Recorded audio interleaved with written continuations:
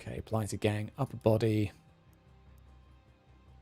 Okay, you need less skin, more skin, Wunderbras. Hey guys, I just sure, got the we'll have her just webcam and mic off for a second while I eat my pork stew. Just fueling up for a big session in Necromunda. Yeah, I was just going to probably play a bit of Essig Hydra's video that we're watching now. And then, yeah, once we've got the game in loaded and everything, I'll get streaming. Now we need a shirt that doesn't look ridiculous with dinosaurs attached to it. Okay, I dig that. Apply to gang. And then we just need to change the tattoo. Not that one. Not that one either. Not that one either. Do we have a... Yeah, that'll do. Save and continue. There we go. That will do for now. I'll probably fiddle with this later. But let's move on. There's no point going to the shop because there's nothing to do. 4 gangs to play against, and they are considerably more dangerous than I am. I'm going to go for the lower resource one, and hopefully there's not too many here with me. So how many are going to select this mission first? I'd quite like a 1v1. Never mind. Why did I open my big fat mouth? Why did I do this? Oh my god, okay. So not only am I going to get pounded, but this is going to be a long game as well, because, well, there's an entire faction, an entire hive city to fight against. It's obviously not an entire hive city, but it feels that way. And bomb rats are the coolest thing in the world. The fact that they're not, as far as I can tell, in this game right now makes me sad. Maybe they're in the story. Maybe they're integral to the plot. I doubt it. But at the same time, I hope so. So we're in the deployment phase at the moment. I am a little more melee focused, so I could very easily see myself wanting to go inside and just sort of chill in there. So sure, we'll just deploy down here. We'll let the others duke it out up top. Oh yeah, that's right. All kill each other. Fight each other. Fight each other. I'm going to go to the objectives and they will probably try and kill me. Hopefully everybody's already done the preload. There's a 18 gig preload that you should already be able to download now. And then we've got about 7 minutes according to my clock before the rest of the game can start downloading. It's advisable or not advisable. You could see the red team over here has deployed one character sort of in the arse end of nowhere. So that's curious. Right. Looking good.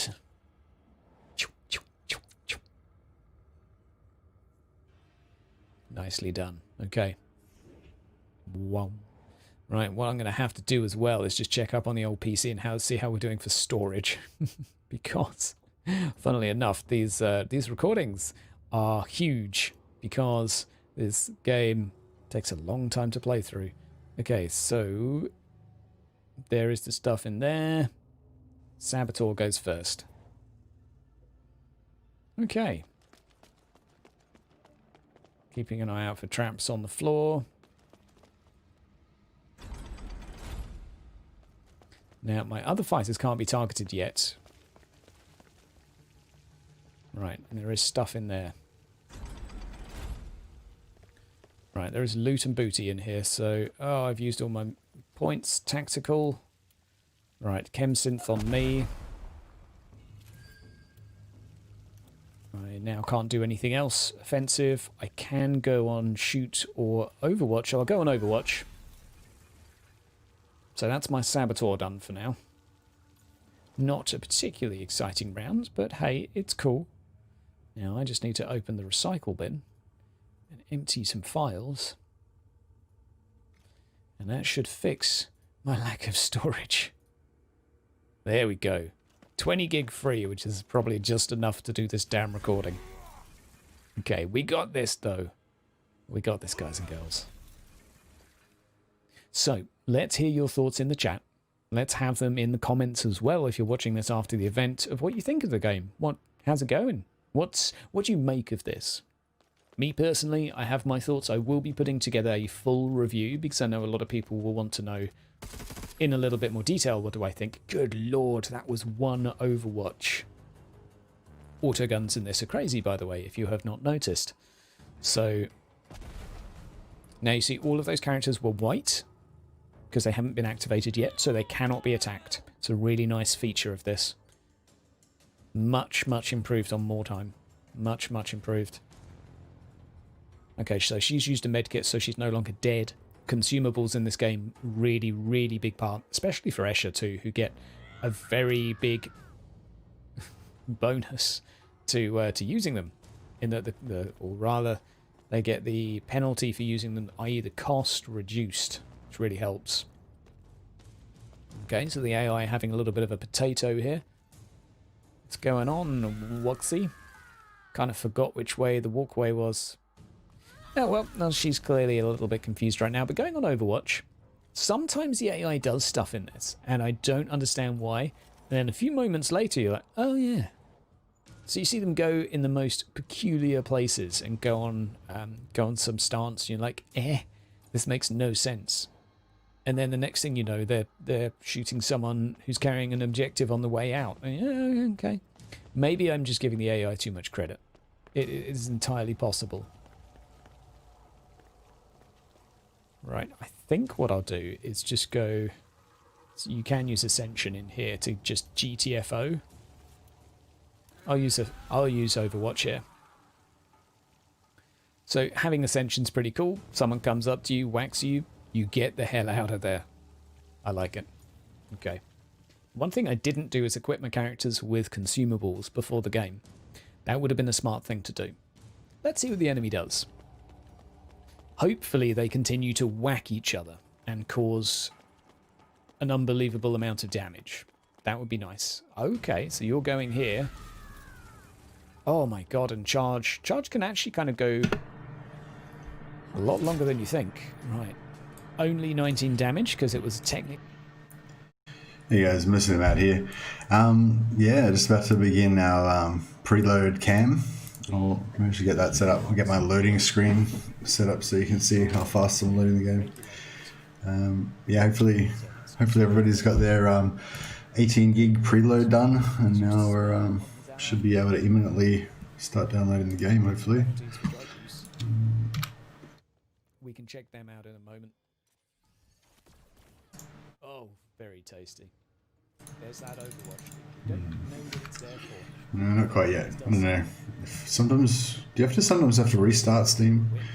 I think it should be, I don't know, it's another couple of minutes, I think, since technically it's available. So. There's so many buffs in this, there's so many things to keep track of, it's glorious. And so many of them seem useful as well, which is nice to see. As far as I can tell, there aren't any incredibly obvious metas of this and this are clearly superior to this and this. Like, melee is a bit better. Maybe I'll set up another it should be. But at the same time, melee can't be used at range. Alright, I'll just turn off the mic for a second while I do some typing. Just get this, get my download cam set up. Put together. Now, I could be wrong. I have to see what it's like at high level. There may be complete balance problems down the line. I don't know. I've not played any multiplayer yet. I've only played against potatoes, i.e. AI. I'm not a fan of AI in most games, and this AI has its quirks, but it's all right. Okay, let's see what goes on up here. I have a feeling they may abandon murdering each other in favour of getting objectives. Hopefully not. Giving his ally a bonus to critical hit chance. I think that's the bonus Escher give. Sometimes the same buff on different gangs will do different things in different situations. No, just do different things. Actually, I don't know. I'm not sure how to set it up. I might have to just take screenshots and just do like photo updates. The ability tree will be different for each of the leaders. Sadly, I don't have a level leader, so I can't show you them right now. But hopefully after this mission, we will have a level. There's an exit over there, so what I think I might do, there's 2 objectives here. And there looks like there'll be a couple here.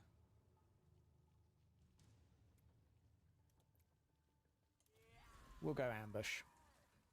We'll go ambush here, just to try and protect those 2. Nice, I actually quite like the colour scheme. It's working for me. It's working for me. And you can kneel while ambushing as well. It doesn't I don't know, I'm just restarting Steam. It says it's 1 minute past now, so I would have thought that meant we were all on. Extra movement points last the entire game. 1 off buff, bang. Suddenly your entire your entire gang has more action economy essentially. Well, it's movement economy, but still movement can be turned into action via Entrench, where you exchange 40 movement points for 20 action, which, if you don't have to move very far, is incredibly good. Okay, Overwatch activated. There is Entrenched. Now maybe a shot as well. And I really like the feature that Overwatch doesn't end your turn. There's no abilities, as far as I can tell, that automatically end your turn, except for the choice to end one's turn. And I like this. Okay, yeah, so download's starting. Unpacking. That's a miss. Someone's not getting paid, but someone is getting pinned. Doesn't seem to be going very fast. Yep. And using delay again. It's just at the start of the unpacking process. To initiative from that. Nice grenade. Grenades are fun. I see the comments flying in as well today. And yesterday, in fact, for the previous videos we put out on this. They're doing pretty well. Anyone in chat got their download going yet? Okay, so what do we got cooking here? Going to the edge of the map. Plasma pistol, I'd quite like that. I'm just still trying to figure out if I could do like a download cam type of thing. Okay, this is cool. This is cool. I'd like to do a Goliath as well, because I think AEST doesn't want to display Steam for some reason. They're very, very tanky, and they're healing. Oh, okay, no, it does. So you can have someone that you really think is nearly dead, and you've taken ages to whittle down, and then all of a sudden they have 1 medkit, and they're totally fine. However, I would stress that killing people... Okay, I think I've got this, Nelly. If you think you're going to be tanky, then think again. So I am going to stand here with the others and give order planning, because this girl's got all of the minerals.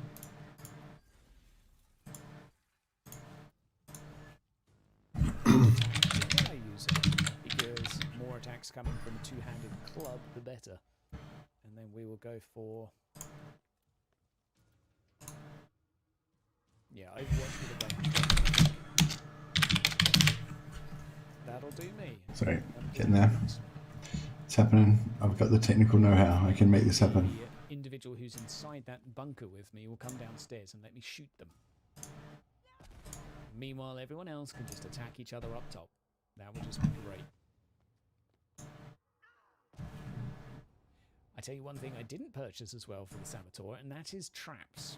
Traps are pretty damn cool, to be fair. Traps are pretty damn cool. And you can use them to block off an entire route inside, or you could use an engineer and just build barricades, and someone will have to shoot their way in, which is an inconvenience for them. They could just shoot the traps instead. Both can kind of do the same thing, but you can choose to walk through a trap. You can't choose to walk through a barricade. And if a melee user walks up to a barricade, you can't melee them. You have to shoot them. And if you have a pistol, you're not going to get through in 1 round. So maybe barricades are superior.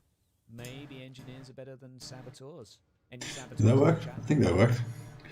Got like a little loading screen. It seems to be doing precisely fuck all, as far as I can tell. I don't know if the... Loads of melee, for example, so I don't know. I'm always excited when you get a really, really leveled brute using this. The narration on the video is just kind of background. I can turn up the volume there if you want to listen to it. We're just basically waiting for me to download the game so I can stream. Where is Hydra gone? Here he is. Here we are. You're not going to get hit as much, which is so nice. Can you hear Hydra properly now? It's not as helpful as you think it will be, because you're like, oh my god, they won't do any range damage. No, they will. They'll still do aim shot. But it might mean instead of taking 2 regular shots, you'll take 1 aim shot. 1 aim shot's going to be less damage. How much of a delay is it, James? Big deal. Few evasions there, presumably because not too much line of sight. I am so happy that my gang is not up top right now. That would be bad for the girls. That would be very bad. Right. So now we will select my saboteur. Tactical.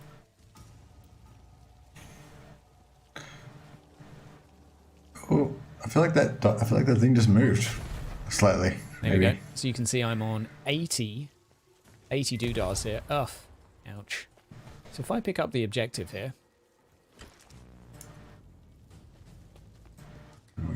Pick it up. Put it back down to a bit of a hover. Yeah, I was expecting this to take quite a while. So my original plan was to just kind of like look around at a bunch of different people's videos. Another YouTuber, Cub, I think his name was, he put up a review that was very like, I don't know, I thought it was just overly negative. Like he just pointed out that the AI was not very good and that the a couple of other things, but mainly that the AI was bad, and that was pretty much all he showed, just the AI doing silly stuff. So yeah, I felt like that was a pretty like kind of one-eyed review. Like apparently the AI is pretty bad, but you know, I don't think the whole game is just watching the AI do stupid stuff, you know. So I feel like this is a bit more of an interesting video to watch.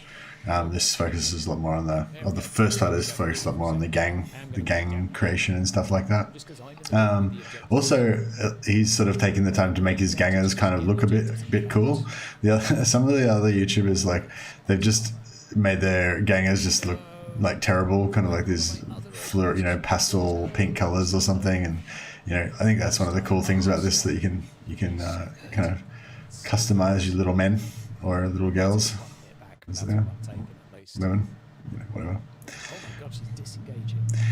Yeah, that's right. Yeah. There's, I mean, we all expected bugs. Like the fact that it kind of just appeared out of nowhere a few weeks ago, and then all of a sudden it's being launched. You know, it kind of like made everyone think, oh, maybe it's being a bit of a rush. But yeah, I guess it'll just depend on how quickly they patch it and how well they're how much confidence I guess they can create in the speed and efficiency of the patches that come out. So there's a bit of this kind of stuff that's going on the screen now, this kind of flickering when the camera moves into a certain position. There's a pole or an obstacle or something in the way. It'll kind of vibrate a little bit. But yeah, that's like, it doesn't bother me at all. And I have a lot of LA characters that this is going to work in my favor, like a lot. Yeah, I think the AI and the slowness, that was the other thing that reviewer said, that you can't, you have to watch the AI players do their moves like we're watching now on the screen, you can see on the screen. And he sort of said that's quite frustrating. As you can see, this character's taking quite a few seconds to move. And if you're in a 4-player match, there'll be, this is a 4-player match actually, I think. So, you know, there'll be 4 sets of NPCs that you've got to watch, or three sets of NPCs you've got to watch before you do your move or after you do your move every round. So where are you going? So yeah. What's your plan in life? No, it's all legit. I've got annual leave. I did. My boss was actually really cool because I thought they originally said the game was coming out on the 9th, and then a few days ago I saw the announcement that the Australia release was on the 8th, and so I just said to go to my boss, "Oh, can I have the day off with only a couple of days' notice?" But yeah, he was good. So that's what I'm expecting. So yeah, I got the next 3 days off, so I'm just gonna stream every day. I might do 2 streams a day maybe, or something like that. I don't know. My plan is to try to do 1 stream and 1 video every day. But I don't know. Sometimes if I do a big video that takes me like hours and hours, then I might have the next day off maybe, and that kind of stuff. Or today I'm going to stream two streams. I'm going to do 1 stream now for, I don't know, as long as it feels good, I guess. And then I'm going to probably have a break from streaming and either play or more by myself or sleep, maybe sleep, and then do another stream at the normal time at 9 o'clock tonight, or 12 p.m. Central European time for you, James. Heavy weapons are never going to have great. Actually, yeah, you on Central time, James, or you'd be like Central +2 or something. action points used. How's my stream cam going? Oh wow, it's moving. Okay, this is my my loading cam. I mean, who did you attack? Oh my word, that's it's happening. We're that far away from live stream. Now I do. Oof. And you got stunned. Okay, well that's really sucks to be you. But yeah, no, I didn't call in call in sick hot dog, but you know, I would have if I had to. Right. Okay, so we have 70 attack points. It's 8, just after 8. So yeah, it was 8 AM for East Coast Australia that it launched.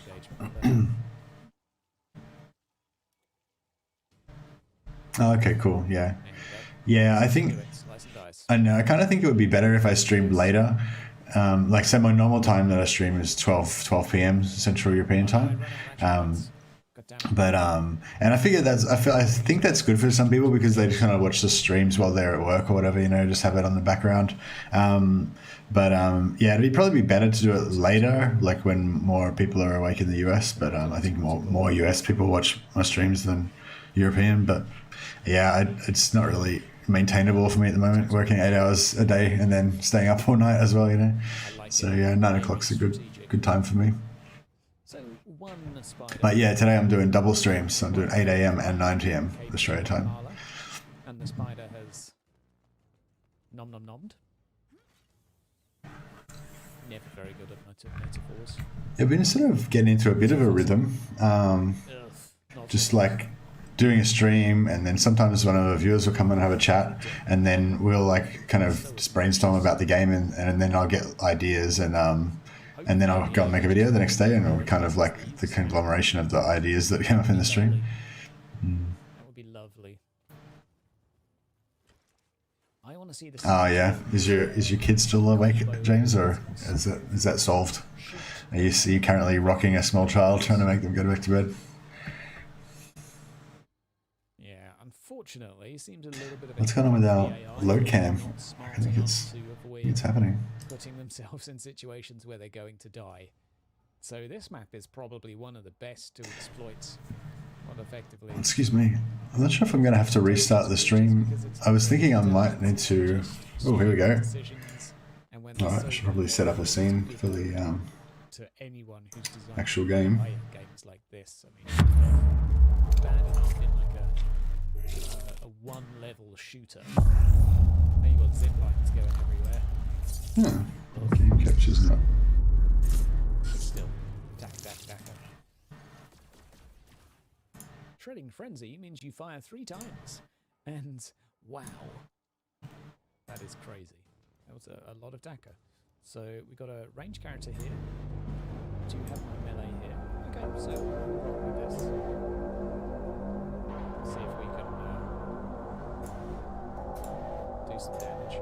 I have a feeling everyone and their dog is going to be downstairs soon. Yes. The answer to that is yes, everyone and their dog is going to be downstairs soon.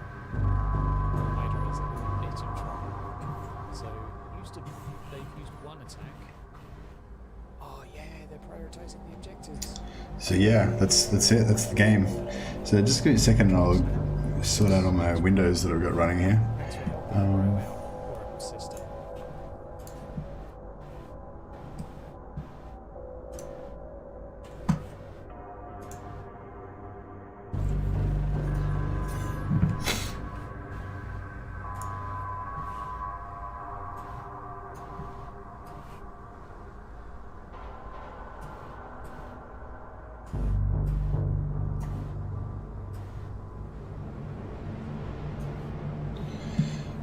Alright, cool. I think I can see everything I need to see now.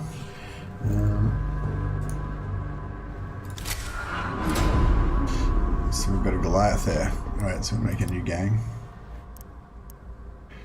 Story. No, I don't want to play a story. I don't want to play a tutorial. I want to just get right in there. Oh, yes, sorry. I didn't read that properly. Yes, I want to bypass the story. Oh yeah, let me know if the sound is, you know, if there's a problem with the sound. I don't know, like, it's really hard for me to figure out whether my volume is good relative to the game volume. But yeah, I can easily turn it up or down. I just can't tell whether it's too loud or anything. Custom game, obviously.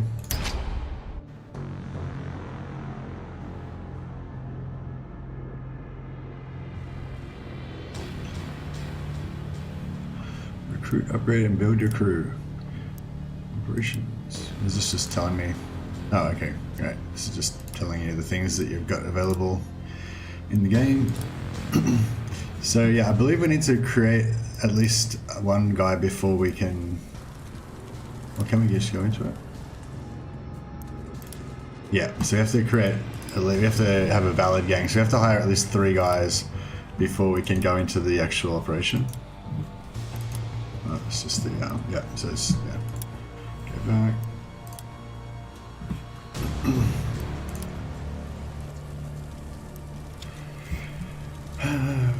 Cool. Alright, so I was thinking of going all Ox. I think we click up here. Recruitment. Yeah, obviously because this is the first time I've loaded the game, I've got all these hint pages coming up and stuff. I probably should read them, but I'm probably not going to. But, you know, you can have a look at that if you want. Yeah, actually, we'll talk about this. So physical traits. So these traits. Oh, actually, we can't talk about it because we're going to wait for it. Okay, cool. So these physical traits here, they determine what your guy looks like. So if you go resilient toughness, you get this large. Oh, so no, can't spin our character around. Oh, we can. Yeah, so if you go to toughness, you get this large bodied character that looks quite durable, you know. And then if you go for strength, you get this like quite muscular type character. You can't really tell on this model because she's all covered up, but yeah. And yeah, and there's also this one which is kind of more a medium size, and then this one which is the agile, this sort of really slender one. So yeah, I think this is a really cool thing that you don't see in many games, that the physical shape of the character actually represents their sort of physical characteristics. It's not, I mean, it's not really like that because you'd choose the toughness character, and then later on when you're over here like leveling up, you could choose to put all your points into other stuff other than toughness. So, you know, so you could get a character that starts off with high toughness, but and has that toughness body shape, but then actually ends up having really high agility and not very high toughness or something like that. But I mean, generally, you're probably going to choose the one that you want to max out if you want to go for like a. Well, actually, I don't know about that. Yeah, I mean, if you wanted to go for a max toughness character, obviously you're going to choose the toughness starting body, and then you're going to also stack toughness over here, for example. But yeah, anyway, I just thought that's a really cool feature, and yeah, it's I mean, it kind of limits you for role-playing purposes if you want to have a character that's, you know, that's got that trait but doesn't look that way. So you might want to have someone who's really tough, but they're like a wiry toughness or something, you know, so they look like, you know, so they look like this, but they're just somehow just inhumanly resistant to damage or something, you know. But yeah, anyway, did I end up I feel like I accidentally chose the wrong gang. How do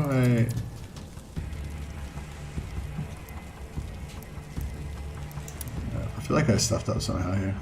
How do I change gangs?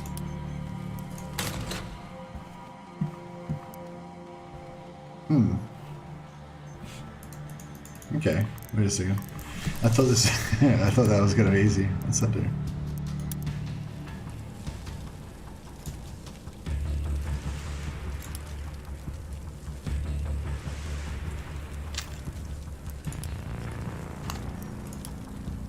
Maybe I should have read the instructions. Yeah, Chris, just starting. I just realized I don't know how to choose what gang I want to play. I'm just trying to figure out what I'm doing, basically. Change game modes. Yeah, so I don't want to do that. So I want to go into operations. Surely you go in here. Stats.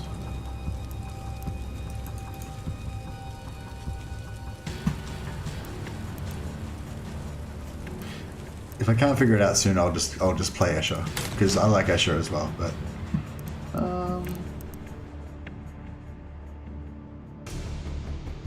did we skip? I feel like we just have skipped a step or something. Game customization.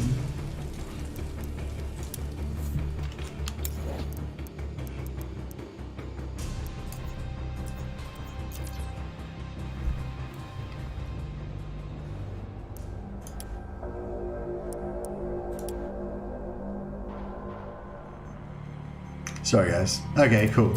Yeah, so I must have just clicked on the wrong thing. So yeah, so you've got Escher. They're agile. So it has the stats up in the top right hand corner here. So yeah, the Escher are agile, good melee, a little bit of intelligence, and they've got the special house perk Toxin Specialist that gives you a -10 AP to the cost of all support consumables. They also have a pretty good support consumable, I think, so we can check that out later on when we get to the skills and stuff. And they do poison damage in melee that adds 15% AP cost to the enemy's offensive melee skills. So yeah, it sort of looks like it slows their, increases the cost of their own melee skills, but it's actually the enemy. So that every time they hit somebody with their weapon, the enemy, they have to spend more AP in order to attack back. So the Goliaths are big brutes. They have cheaper cost to equip weapons, and they get extra damage resistance the more guys that are in melee with. So potentially you could get in melee with 2 people, and then you get to 10% hit resistance. And then the Orlocks have the ranged aptitude, so that's what we're going to go for. They're better they're more shooty.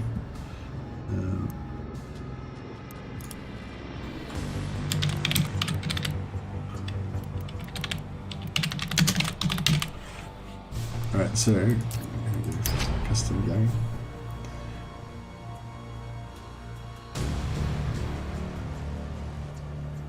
That sucks, Chris. So have you got the download done already? You can't actually play because you got to go to work and go to sleep. So we just figured out before that you can't just go straight into the mission. You have to kind of hire some guys first. So we've got to hire a leader. I think the way that it works is that your leader automatically has to be rank 5. How do we change our gender? He's kind of the wrong gender for Krieger girls. Oh, here we go. Cool. So yeah, my original plan was to make a gang of Krieg Grenadiers that had somehow got separated from their unit and had sort of commandeered some sort of freighter ship to try to get them back to the war effort, but they were betrayed somehow, and instead of being taken back to the meat grinder to die in battle, they ended up on Necromunda. So their mission is to now, get to the top of the food chain in the Underhive, so they can get enough money and power to commandeer a ship, so they can get back to the front lines and die in the meat grinder. But I realize it's kind of a stupid idea because they're all clones and stuff, so they'd all be the same, and that wouldn't be a very good way of demonstrating all the different stuff in the game. But maybe we'll say that they fell in with some Orlocks, and the Orlocks are showing them the ropes of the Underhive or something. So we'll have a mixture of Krieger clone girls and Orlocks in our game. So we need to have a leader. So this is going to be one of our Orlocks, I guess. I don't know if we want resilient. Oh, okay, interesting. So heavies can't be... That's cool, I didn't even know that. So heavies can be strong, or they can be tough, but they can't be little agile characters. So that's interesting.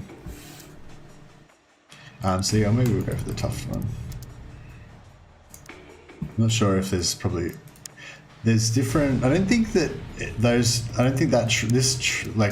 choice here doesn't preclude you for any particular skills or anything. No worries. Thanks, James. Get a good sleep. This choice doesn't preclude you from any particular skills or anything, as far as I know. But skills do have a stat minimum for different skills to choose. So, if you want to go for strength-based skills or whatever, if you choose this, it's going to be easier. You'll be able to get to the minimums that you need for just a particular skill choice pretty fast.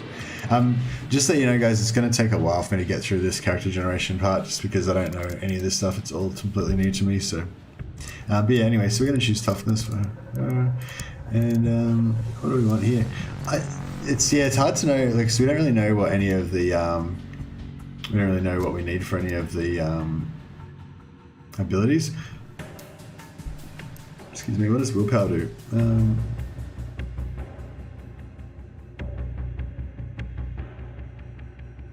Oh yeah, stun resistance. I like stun resistance. I'll just get max willpower on her. She's our gang leader, so she's got to be pretty, you know, pretty good. And protein.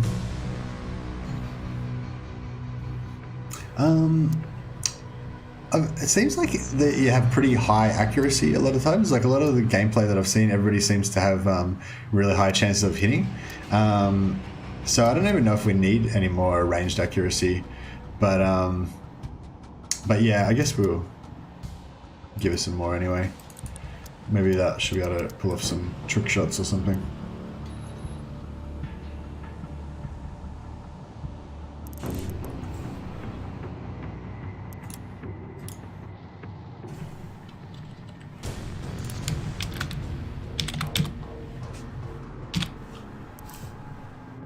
Crucial. Actually, no, right. Really good a name. I don't know. If anyone else can think of a name, let me know. I'll call that Buck.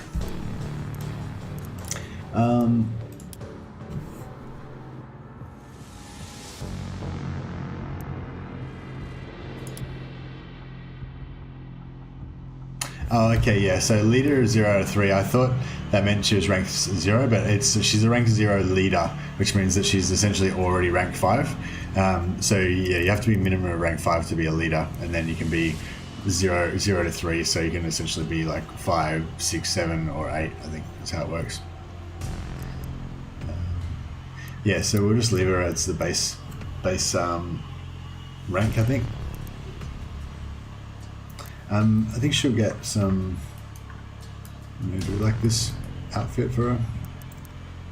Is there a randomization option?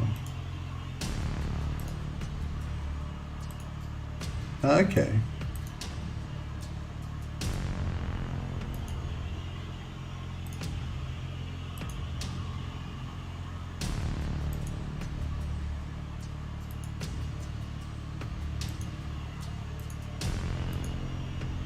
Cool. So there's no separate scars and stuff. I was wondering about that. There's only like so there's the sort of scars that are built into the face, but there's no like separate scars and stuff. So there's sort of not too many different face options, but there's a few. I guess there's 21, 3 times 7. All right, so I think if we just hire her.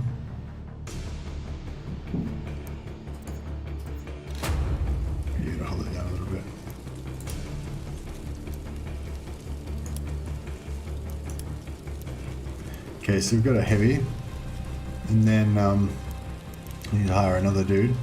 So you got to hire 3 at least before we can go into the operation. So I think we only start off with we've got 421 credits left. So we'll hire a green juve, yeah. And how do we choose? Oh, here. So this is how you change their skills. So this one's a Deadeye. Yeah, I think Deadeyes are probably a pretty good choice, I guess.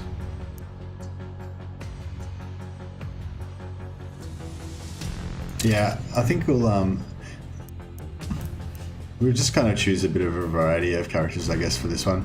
This isn't going to be like my my final campaign or anything. This is just kind of like a bit of a test one. And that probably means as well that we can probably skip through this stuff a little bit quicker rather than deliberating over every little thing. Oh yeah, how do we change our... I don't know, I guess we'll figure it out. Okay, so we want her to be, I don't know, either agile or healthy, I guess.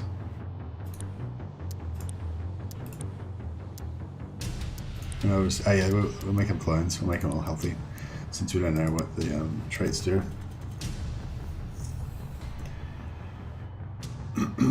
Actually, yeah, we'll give them all willpower as well.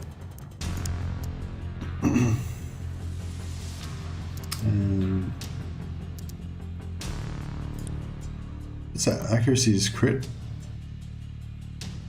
Yeah.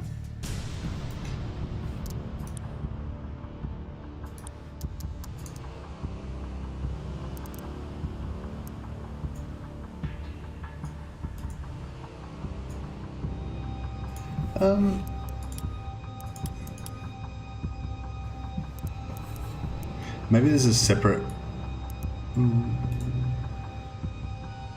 Yeah, actually, maybe we shouldn't worry about that. I think there's a separate part where you can change their appearance and everything.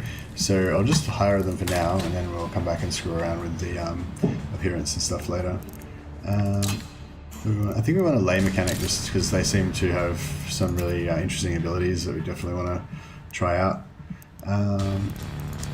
Yeah, I'll just go for healthy and willpower and ranged. So we're going to be primarily going to go for ranged, I think, at the start. We'll try out different stuff, but... Okay, so we've got our 3 characters. So according to AEST Hydra's advice, once you've got your 3 basic characters, then you should go back to your hideout and then go to operations and then begin an operation, and then you want to go in. How much we got? Oh, we got heaps of cash left. I thought we only had 400 and something. Looks like now we've got 900 and something.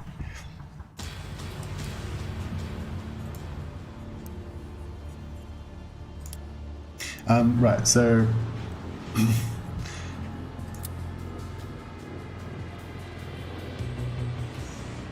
so the enemy gangs have got they've got 2 gangs with 5 fighters. Or what's normal? 2 gangs with 4 fighters. 2 gangs with 3 fighters. 3 shifts, 3 shifts, 3 shifts.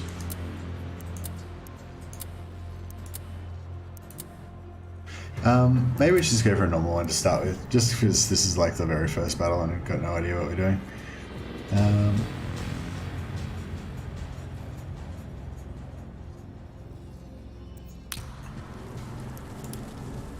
Okay, so we don't have any infamy, so we can't get any of these things yet. Once we kind of level up our gang, we'll get more infamy, and then we can do these things.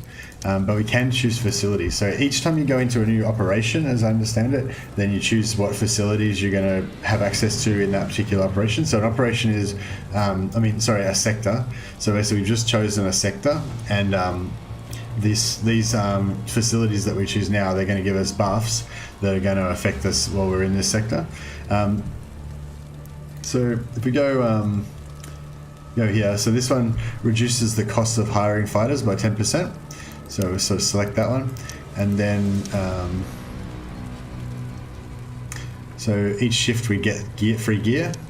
This one we get extra XP for each battle, and we get extra concoctions, consumables each shift, and we get some extra money. And this one, medical consumables and recoveries. Yeah, so that, since we haven't got many guys, that might be a good one to get. We're probably only going to have 4 or 5 guys, so if one gets injured, we want to kind of get them back in the fight, I guess. And so we can't choose any of these things because we don't have any infamy.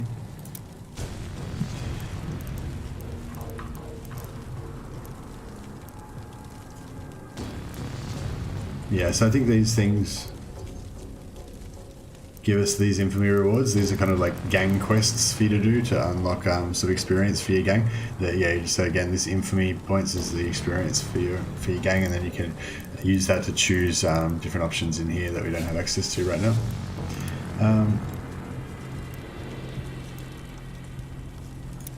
Wait up. Confirm. All right. Yeah, it's weird. You've got to hold down the button to confirm everything whenever you're like hiring or whatever. There's that little loading thing.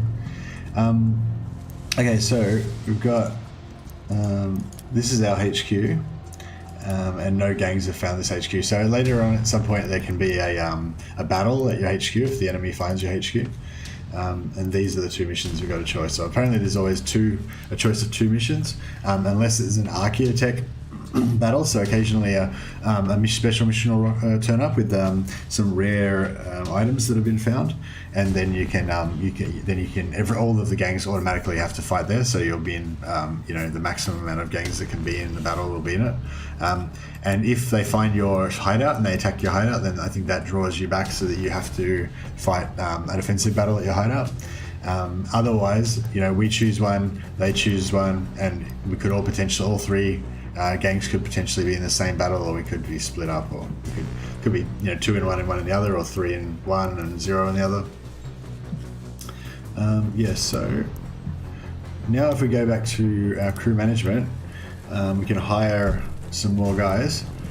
So it looks like, I don't know, I thought we only had 400 credits left, but now it looks like we've got craploads of credits. So I don't know. Also, I think this guy, yeah, I think we've still got a lot of stuff to do, because we've got to choose all their skills and stuff. Already later. Yes, how do we go?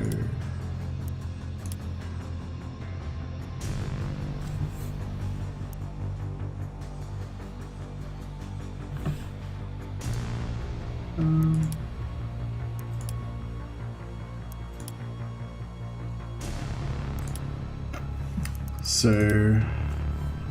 we can choose skills. I'm confused. It says we got 0 XP. I thought that Buck already had some XP.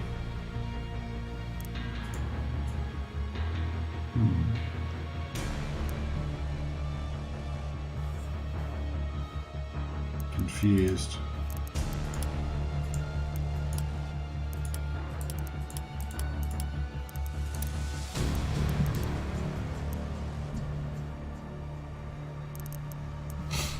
Maybe I'll try and hire a higher level person. Yeah, so we'll hire what have we not got yet? We haven't got a saboteur or a brawler. So we'll get one of each. So we've got a brawler, so we go here, just say we choose a veteran. No, that's too expensive. We'll go competent Juve.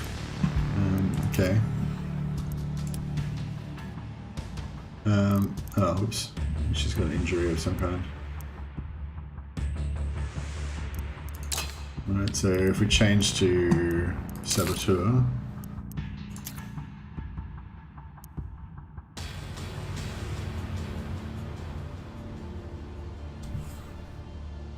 Oh, okay, right, sorry. This is our money over here. Right, I didn't realize.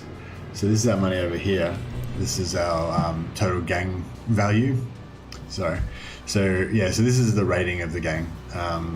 This is used to sort of, I don't know, calculate the relative strength of gangs and stuff. So, yeah, so basically we accidentally hired this guy that's got an injury. I think. Oh, no. We haven't. Oh, okay, right. So we can hire just we can just hire another untrained person, like a green Juve. So yeah, we'll go for a brawler, I guess. Or actually, maybe we should go for a saboteur, because I think we all kind of know what a brawler's going to do, roughly. So we'll go for a saboteur. We'll leave her as a green Juve, and now we can afford to buy her. And I guess let's choose saboteur. I guess we want her to be agile. No, actually maybe not. Maybe she can be just normal.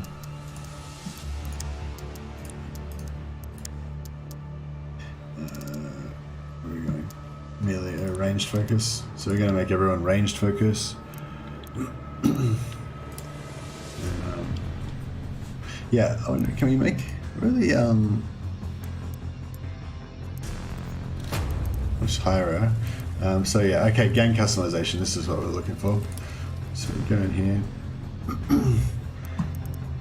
So this is kind of like the whole gang.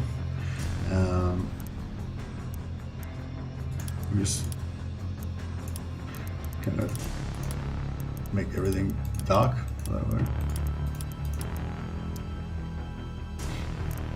What's going on here? So, wait up.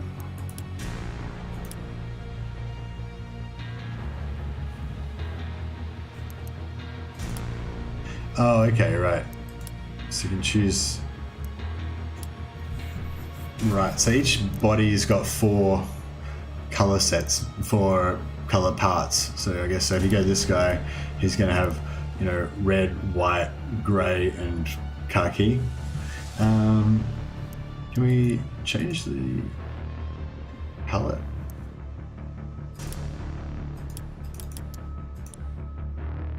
Okay, yeah, cool. So we can change the palette. So say we want everything to be dark.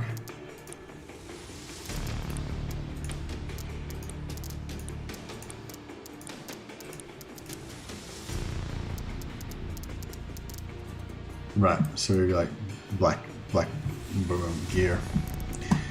It's fine. Okay, so then we just get this default grey, and then if we click on an individual guy, we should be able to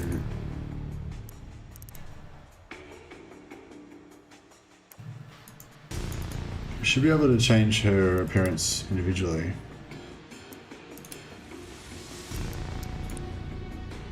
Yeah. Okay.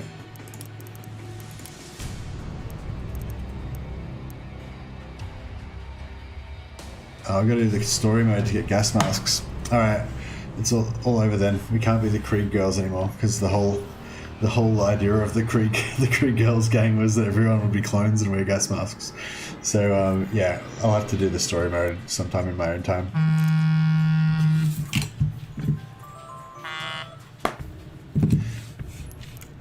Alright. Can we change people's genders after they've been created?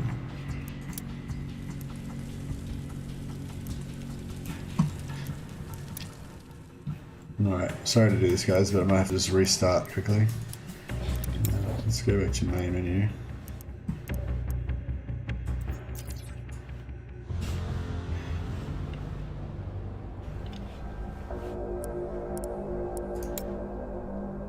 Ah, just click the wrong button.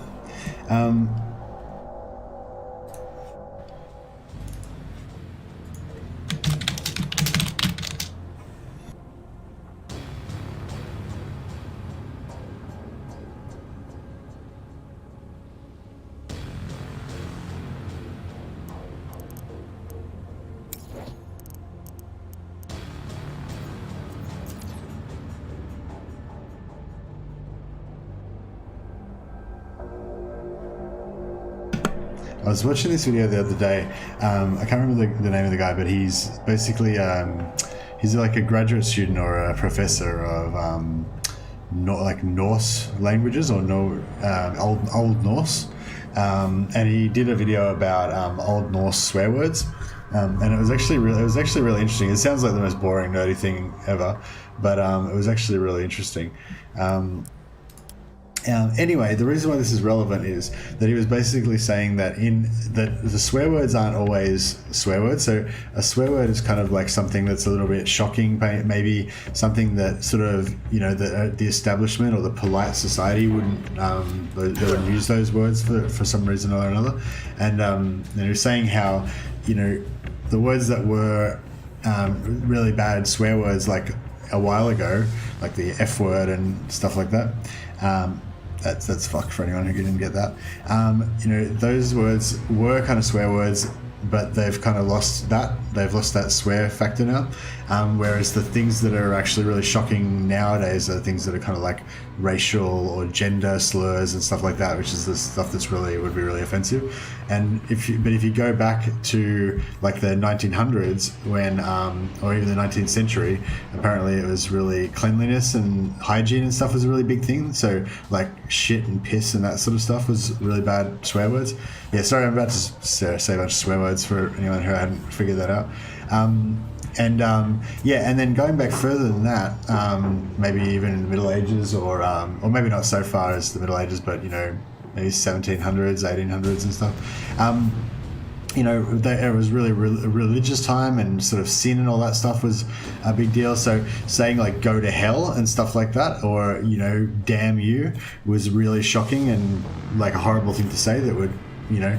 And yeah, so basically the idea is that, you know, whatever you say something that kind of indicates that you're trying to cause offense, you're trying to indicate that you're very passionate or aggressive about something, or you're trying to indicate that you don't care about the moral mores or whatever, or just, you know, be shocking in general, but it depends on the time period. Anyway, so this is all leading is, I was thinking that in the 140k universe, one of the big taboos is artificial intelligence, because in the history there was a big war with these kind of robot creations that that humanity had created, and and these guys were called the Men of Iron. So I thought, since the Orlocks are kind of like the Men of Iron, I thought we'd call them the Men of Iron, and then oops, it's not working. And I thought that in 40k universe, that might actually be like a really punk thing to call your gang, because you're basically naming your gang after this like terrible, you know, heretical time in history. So yeah, our guys are Men of Iron, because they don't care about social taboos and stuff. They're like right on the edge of decency. What the hell is that? Do you guys see that loading screen? They're like fighting some kind of octopus monster. That was cool. I hope they create that in the game. Okay, so I think we had enough money to buy everyone the lowest level that we could possibly get, and we could get 4 guys, and we wouldn't have been able to, I don't think we would have been able to get any more. So this is our leader. Excuse me. Pretty much going to go for the same setup again, except for this time they're going to be probably all male, because they're Men of Iron. Oh, maybe we could have some female Men of Iron. What the hell? But yeah, I want to go heavies. Heavy again for the leader. I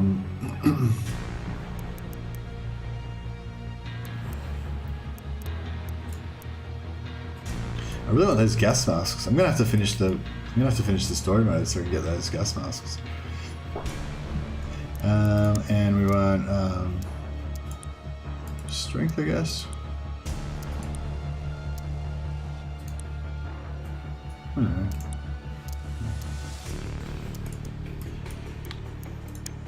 And willpower, sure. We'll just go the same deal. Ranged.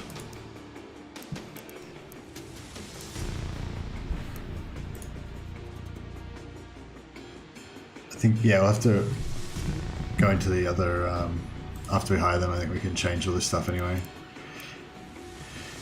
So 150, what about if we go...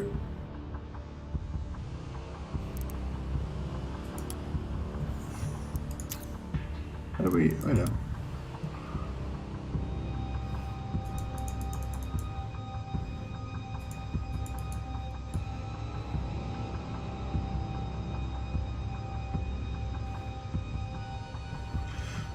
I don't understand, like, I feel like this is supposed to be where you can choose your level, but I don't feel like I can actually choose my level. Maybe you can only have a level 0 leader. Alright, that's fine.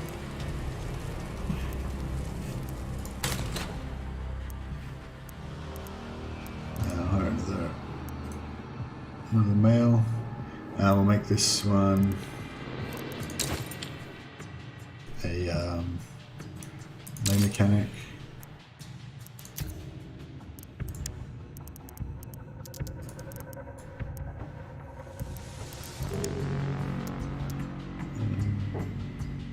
What are we going for? Just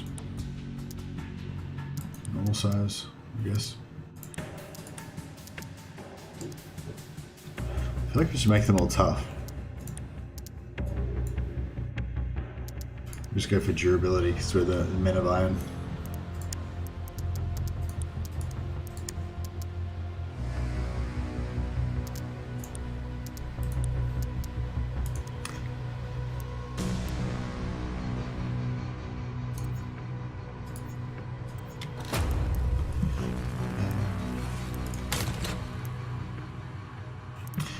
Let mechanic, what else we got? Oh yeah, we've got a Deadeye.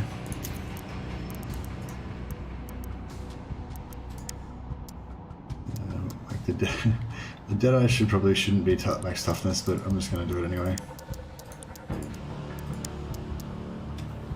Oh, I'm kind of keen to get into the game now and just see how bad this AI is. That's apparently a bit troublesome.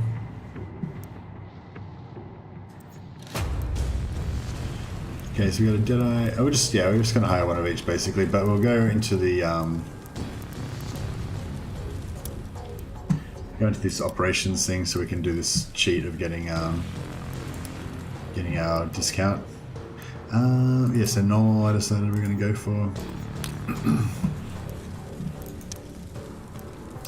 And we want the training ground, which gives us it's going to save us a little bit of a discount right now. And the medical lab, which is going to help us later on.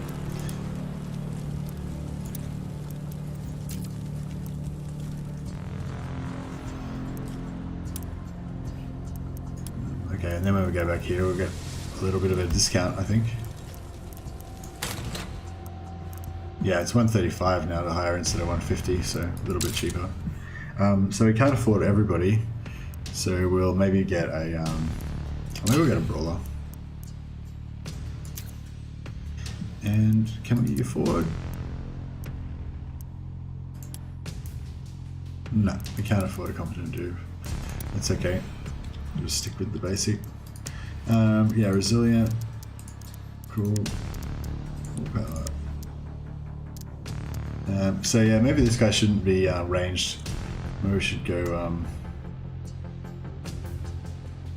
melee for him. Maybe. I was sort of thinking about whether a ranged brawler could be any good, but I guess we should just figure out the game first. Alright, cool.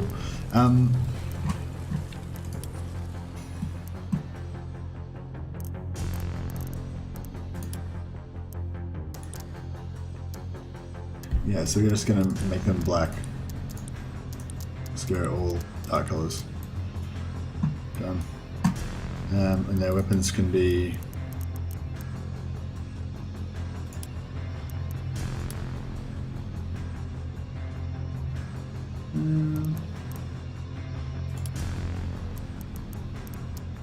yeah, this type of deals pretty cool, I think.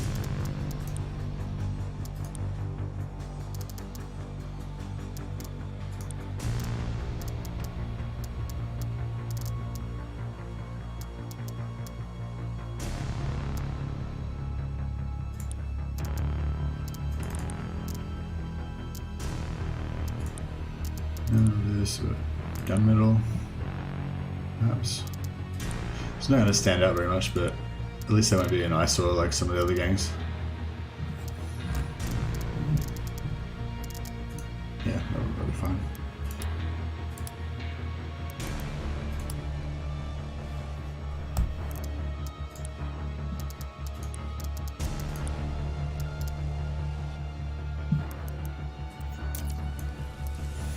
Alright, very boring looking guys. Maybe we should. Maybe, yeah, I'll put a bit of color on them. Which one's our color palette?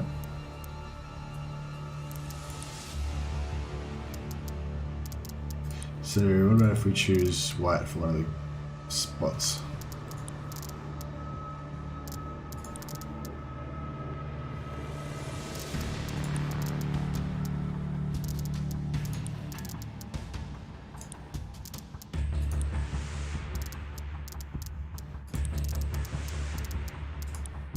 Alright, black and white. At least there's a little bit of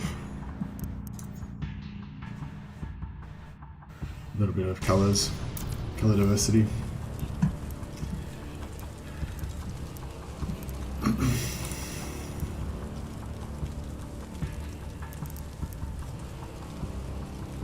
Yeah, so 65 credits. I don't think we can buy anything. I think we do have. Sorry, I think we do have some gear that we can change.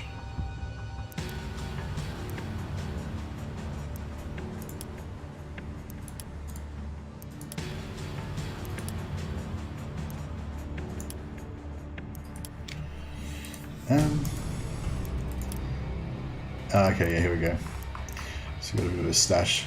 So this guy's got so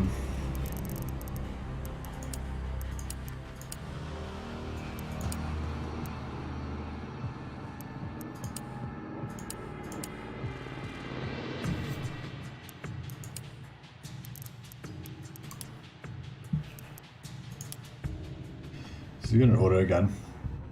Yeah, I guess an auto gun's good for him. Maybe we should give him some kind of melee weapon as well, though.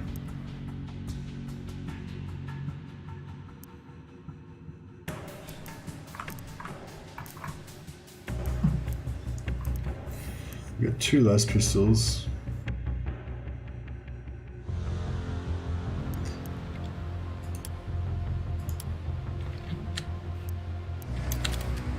Okay, so we'll give him a last pistol and maybe we'll give him oh, that will do.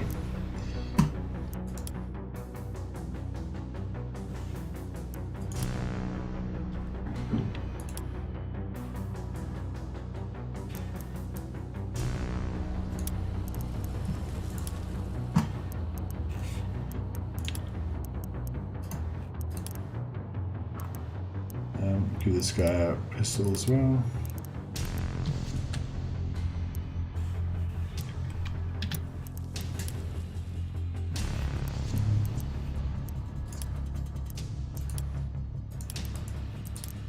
I was thinking about giving this guy 2 one-handed weapons and seeing how that works out for him. Give him a sword and a spudjacker, and then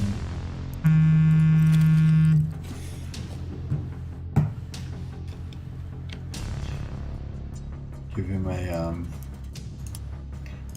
last pistol as well. Cool. Can you drag?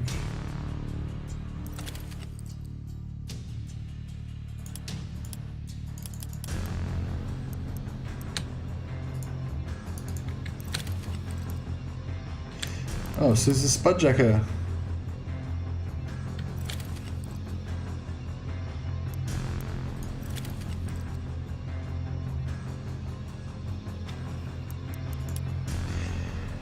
So the spudjacker's got 50% chance to stun, which is quite good. But I don't know why we can't have...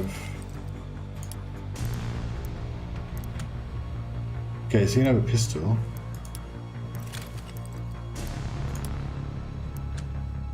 Okay, we got an axe and a...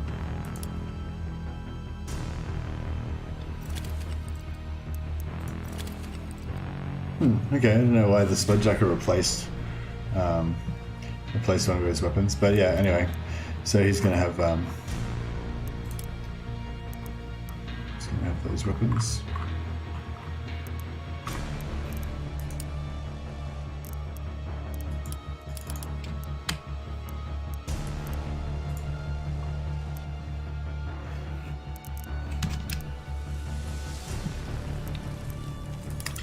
Again, this guy.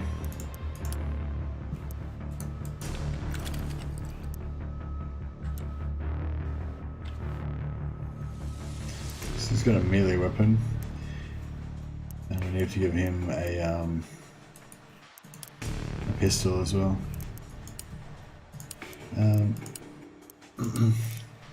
Yeah, we might go and take the pistol off of this guy. He doesn't really need that. He could go a melee weapon maybe. No, he doesn't really need that either. It's alright, he'll just stick with his heavy weapon.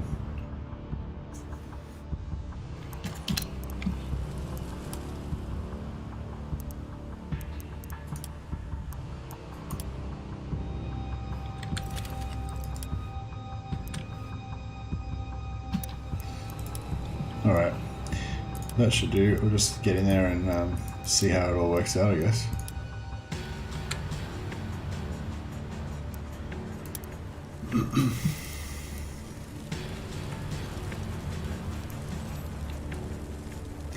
Yeah, I'm not sure I like these shirts that they're all wearing.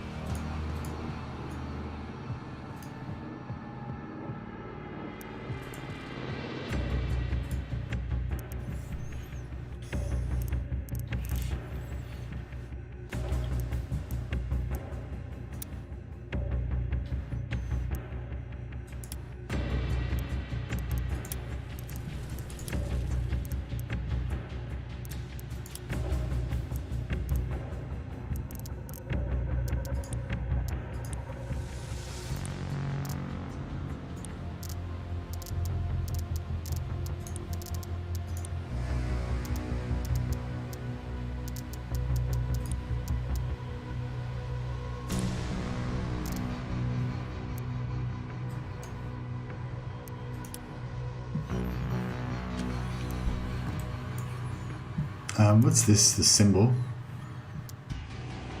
Oh, yeah.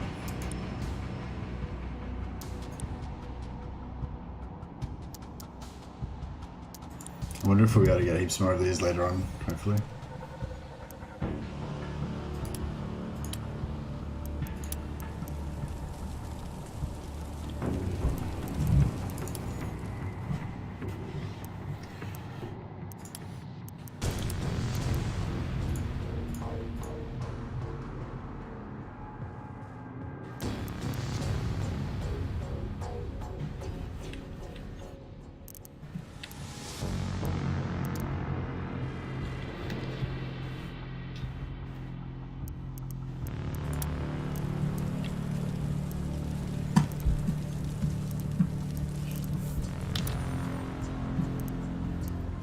Yeah, so we pretty much can't do anything at the moment, so we just may as well go into the operation. So yeah, so this is our hideout. I'm not sure why there's two icons there. Maybe that's meant to represent... No, I'm not sure what that's meant to represent. So this is the ratings of everybody. So we've actually got a slightly higher rating than the other guys. I guess they couldn't... they've got 3 fighters each, maybe? Maybe not. Complete 50% of the missions. Alright, I guess we can try and do that. So this one goes for 6 rounds or 6 turns, and we get that much sort of stuff out of it, I guess.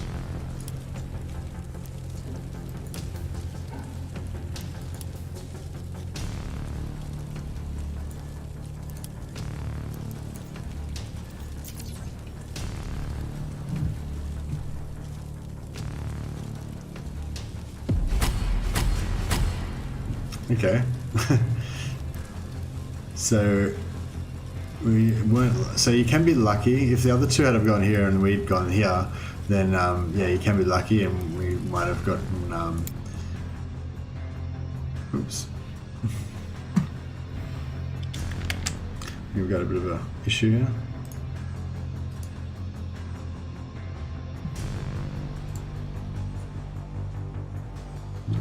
Seems right.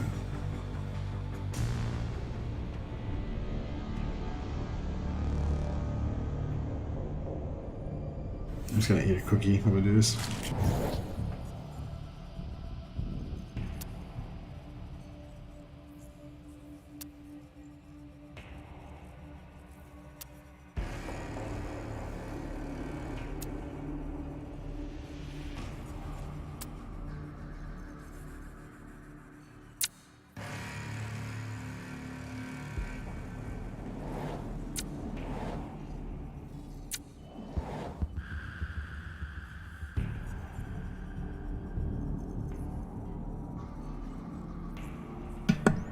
So I think that the deal is that if they you add all of the initiative or all your fighters together, the one who the team that has the highest initiative gets to choose their deployment zone first.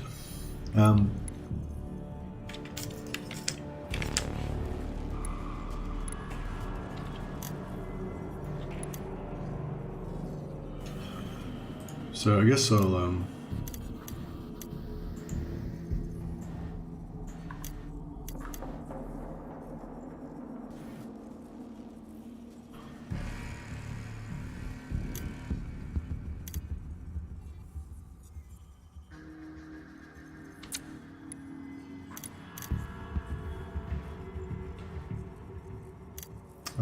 yeah, I'm not sure.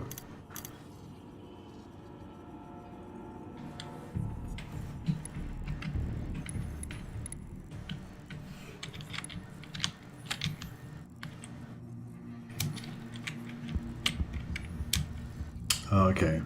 So the controls are not super intuitive, but yeah, so the shift goes up, control goes down, WASD lets you move around. F is to reset the view, I think. So basically we want to get to the center, get all this stuff, and then get it out to these exits. So there's an exit there. Oh, there's an exit there.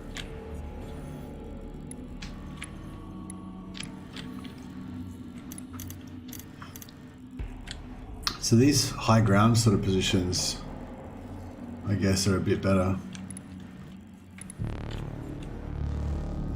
So yeah, I guess this is the best starting position that those guys got first because they had the higher morale. And these things are zip lines. So yeah, I wonder if I'm guessing the zip lines can only go down, not up. That seems like they're both on the same level, so I'm not sure which direction the zip line goes from between these two.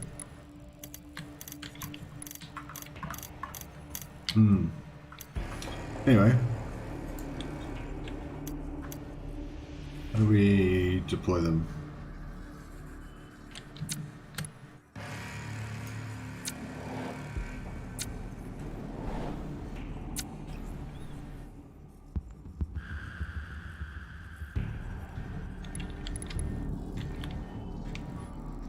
Where are we? Over here? Yeah, I guess we'll just put all our guys together. Oh, maybe we should have some over here as well.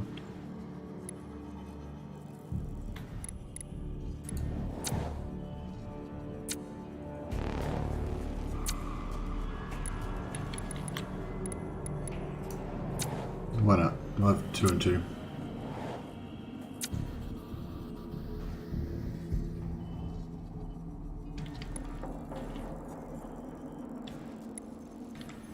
See if we can get a bunch of crates and then kind of run back to over here. Maybe that'll work out for us.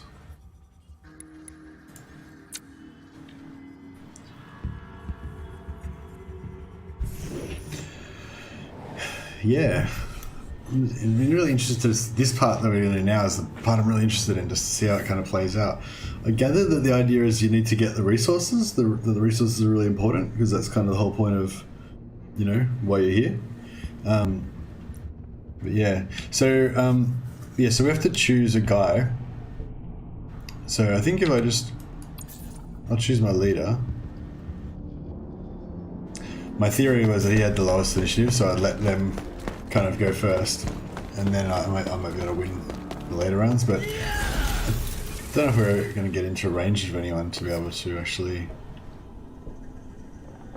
do any combat anyway.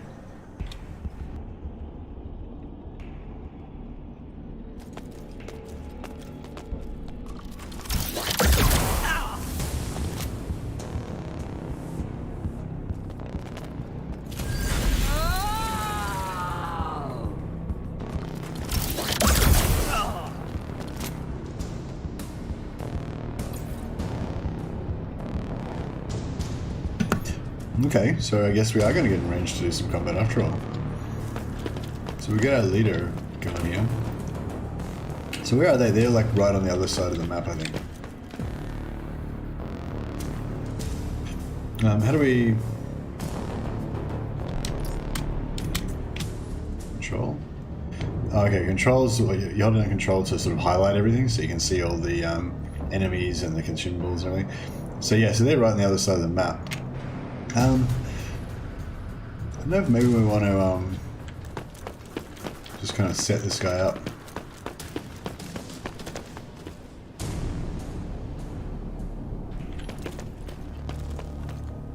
I don't think I can...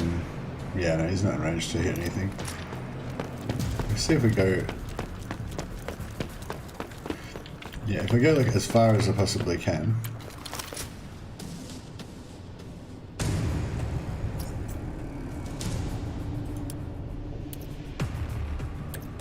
Oh, yeah, that's the only thing that I'm in range to hit. Right.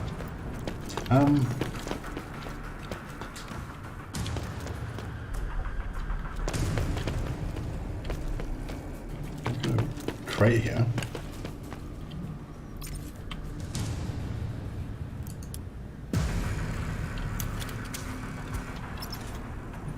Okay, so that's cool. So there's just loot crates and you can just grab stuff out of them and away you go.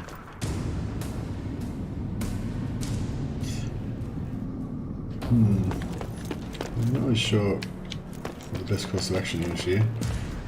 Maybe we should zip line.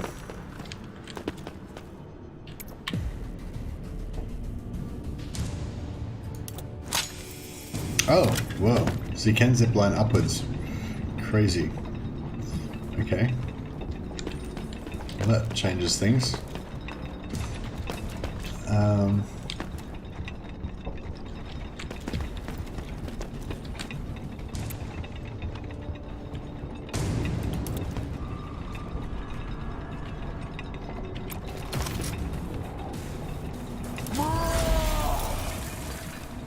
Alright, so we're in Overwatch.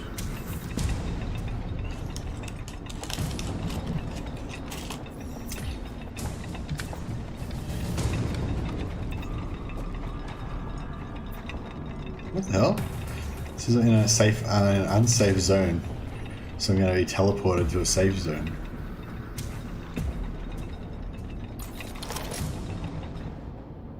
That's weird.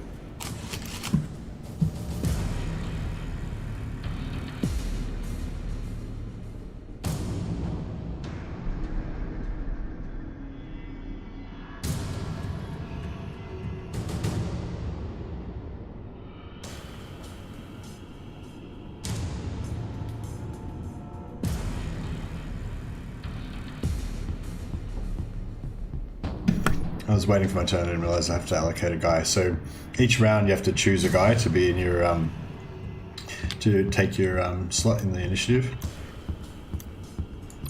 So that'll be my guy. So my guy's going to go second this time instead of last.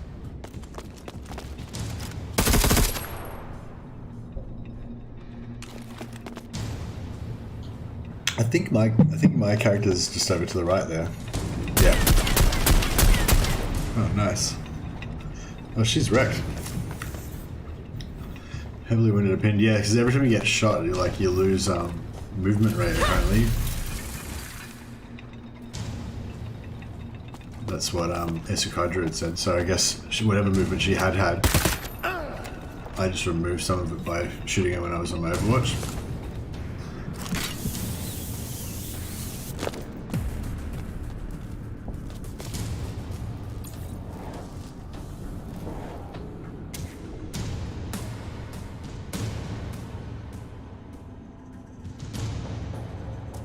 I just saw this guy's back and I just thought, wow, that character looks cool. What gang's that? They did a really good design. Then I realized it was me. Yeah, awesome. I should be a fashion designer. Okay, so what's this guy's job? He's a Deadeye. So, oh yeah, so I can grappling hook stuff. Where do I just... No.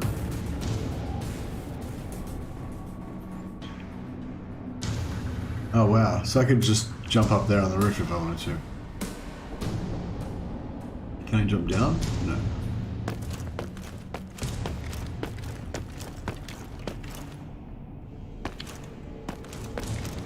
Okay, so there's a range on it. Obviously we can't.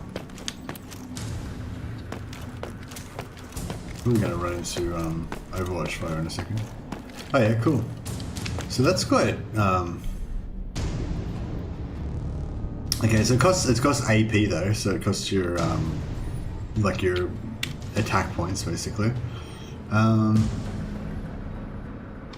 So yeah,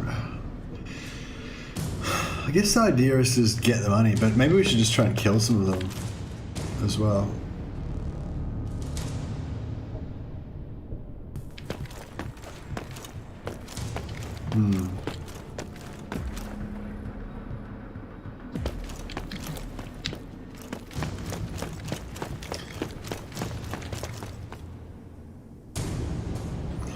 I feel like there's a lot of guys over there. Maybe we don't want to go 2 on 5. Yeah, maybe we should jump up on the roof. So we'll get our grapple out, and we'll move over here.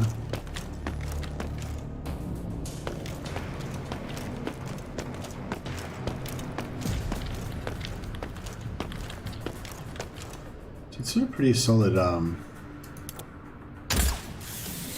pretty solid range on it. Okay, so he's used his grapple to get up here, and then can I just shoot? Oh, okay, so I can just shoot. I don't really need to use my so I think yeah, Orlocks have a special ability that gives you cost reduction to Overwatch. So perhaps if I didn't have grappled up there, I would have maybe had enough left over for Overwatch. I think that, hey Scott Gunn, they are the maps randomly generated or template. I think that they're a template. I think they're just set maps, but I don't know. But I haven't seen anything that said, you know, anything else. So I assume that they're just set maps, but yeah, I don't know for sure. So yeah, I think if I shoot now, it'll cost me 30 AP, and then because I've shot, then Overwatch will be cheaper. But I don't know if I'll. Yeah, 16 AP. So it's very much almost.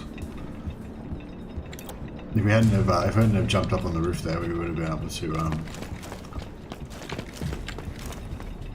use it. Is this a box or something, or should we be able to collect?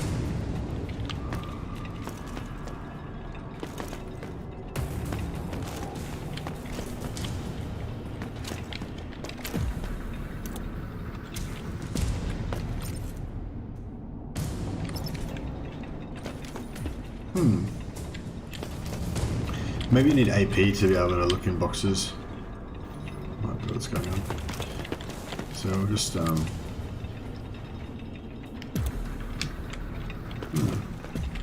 Can't we duck down or something?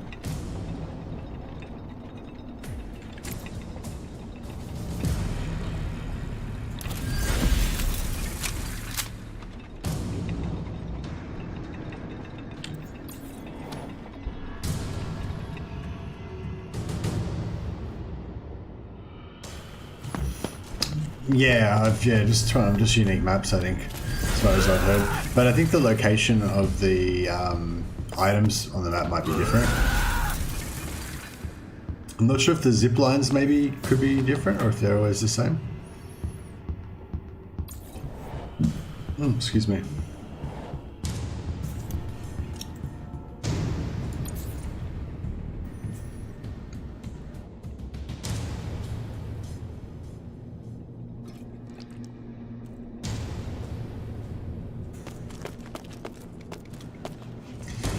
I'm actually super tired now that I started streaming. I didn't get, yeah, I only got maybe like 3 hours sleep, 3 or 4 hours sleep this morning. And then I got up at like 4 o'clock in the morning or 3 o'clock in the morning or something.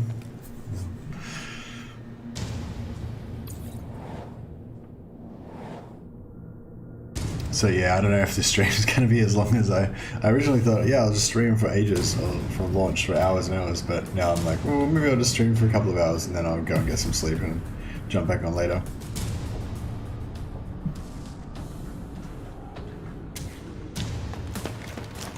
So this is the lay mechanic. So the other guy went up there, and the rest of our posse are over the other side there. I feel like maybe somebody should just jump down and get the fat loots. He's probably going to get shot up if he does that, but yeah. Shouldn't I be able to... Oh, F, right, it's right in front of me. I thought I needed to,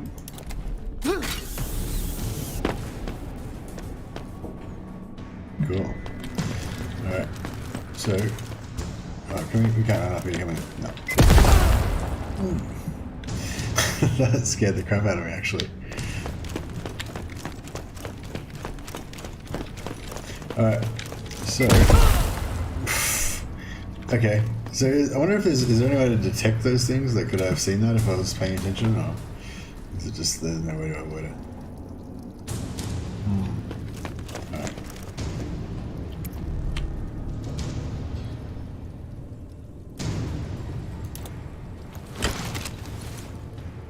Okay.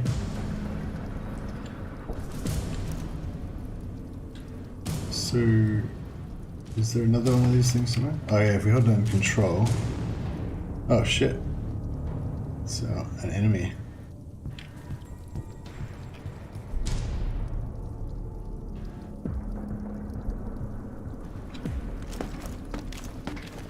Oh, we're out of movement points.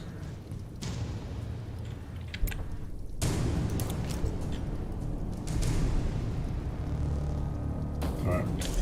He's gonna kneel.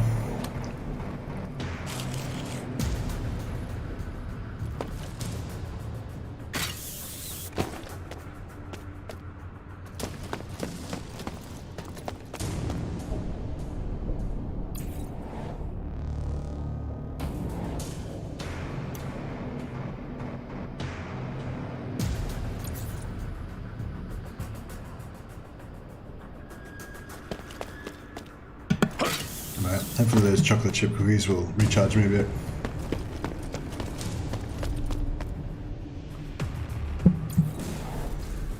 I'm actually, I'm kind of liking it. I think it feels cool so far. Just, I mean, obviously not much has happened yet, but just the kind of general vibe of it.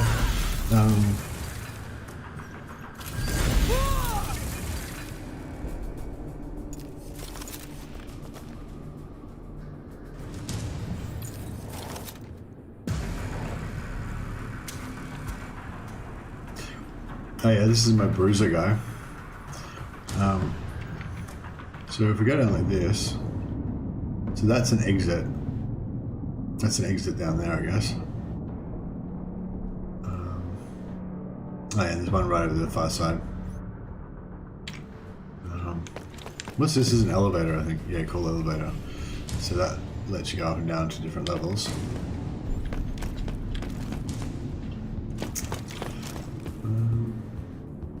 Okay, so this is a zip line, but it's busted, I think, is what's going on there. So if we were the lay mechanic, we'd be able to... It's actually pretty cool, some of the vehicles and stuff. So I guess we want to run into the middle with this guy as well, and then...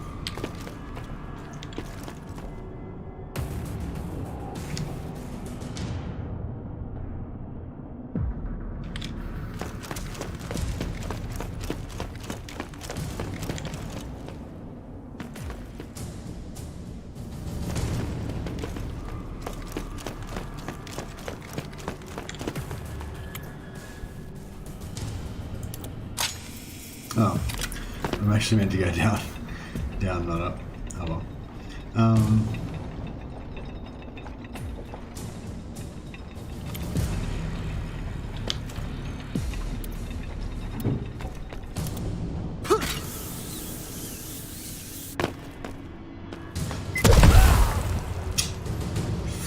Sorry that's what's going down, but it's too late. What's that? Oh, there's a leak in the pipe.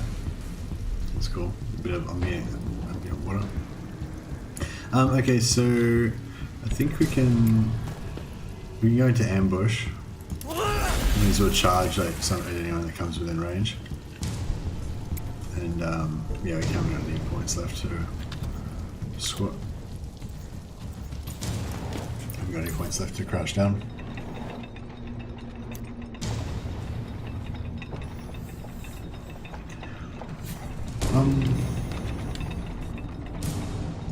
So, how can we finish off? So that Gula now looks pretty damaged.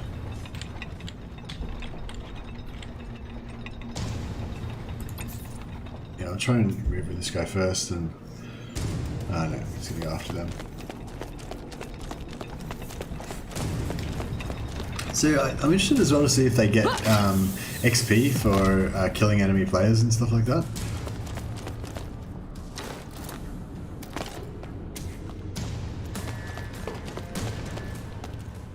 So you get XP at the end of the match, and there's different things you can do to sort of alter the amount of XP that you get at the end of the match, I think. But yeah, I'm not sure if you get individual XP as well for sort of like capturing objectives and downing enemy fighters and that kind of stuff.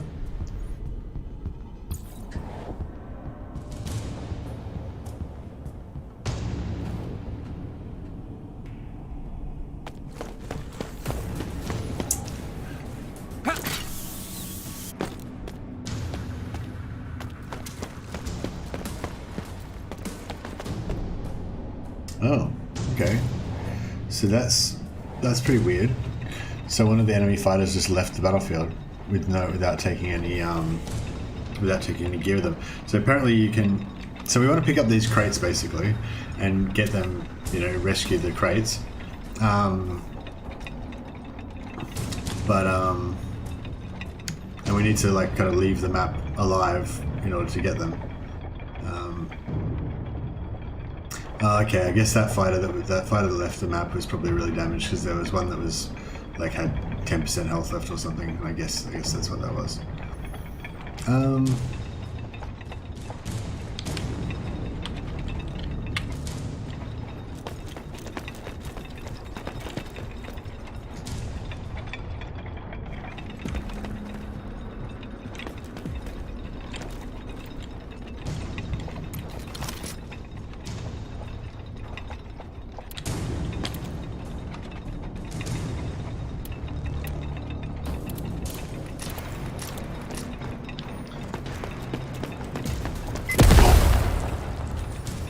Gotta start running into those traps.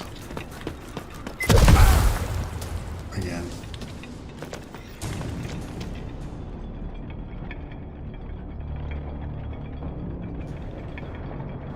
What's that red ALZ? I'm gonna shoot now. Alright, we'll just can't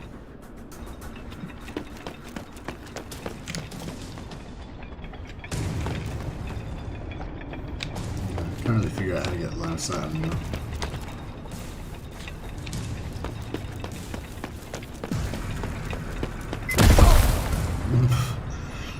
These bombs are pretty common, aren't they? Crap, I didn't realize how close I was to those guys.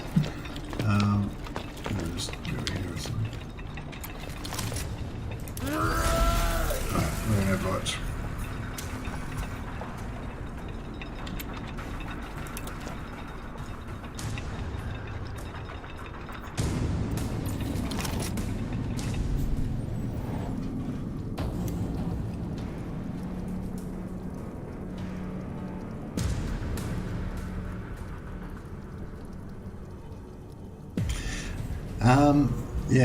So it's yeah. From all, I mean, obviously, I haven't really played enough myself to know, and I'm actually thinking I might just go to bed. I really want to play it now and just find out like how good it is, but I'm actually really tired. But I'll try and hang in there for another hour or so and see how we go. So yeah, I haven't really played enough of it to know yet, Scott Gunn, whether you should buy it now or wait for the sale. I'm tempted to say wait for the sale, but I don't know. I guess it depends how much of a fan you are. Like, I think it will be a really good game eventually, but it might need a couple of patches before it gets to that really good stage. That's how it was with Mordheim for me. I thought it was, I really liked where it was going from the start, but objectively maybe it was a bit crap when it first came out, But yeah, after a few patches and a few expansions, I think Mordheim ended up being a really fun game, and that's pretty much where I expect this to go as well. So I think it's probably a bit more complete and a bit better than Mordheim was when Mordheim first came out, but yeah, I'm not too sure. I mean, I think there's been, like I said, you can see the pace of the game. Like, it's quite slow. Nothing's really happened. There's been no conclusive fights between any of our characters or anything, I think that'll probably change a bit once you get better at the game, and also once your characters have got a few skills. Like, none of my characters have got any skills. So you can sort of probably imagine that if they had better skills and more mobility and stuff like that, because you can get things that reduce the cost of movement and give you bonuses to your action points and movement points and stuff. But yeah, so I don't know. Basically, I'd say, yeah, if you're a fan like me, you would have already bought it. So I'm assuming you're not just fanatically going to buy everything that's a Warhammer IP. So yeah, if you're looking for value, then yeah, maybe you should wait. Yeah. But I don't know. I mean, I kind of think of the other side of it that as well. That if you're definitely going to buy it later on, then it's kind of fun to follow the progress of the game and, like, play it when it first comes out, see how it is. Then put it on the shelf again for a few weeks, or a couple of months or however long, and then bring it out again when the next DLC comes out. Kind of do that way. But yeah. Depends whatever else you've got to play, I guess. If this is the best thing you've got to play, then yeah, you should buy it and play it. If you're really into some other game at the moment, then maybe you should hold off if money's a bit tight or whatever. All right, so what are we trying to do here? We got to choose a guy. Maybe this guy.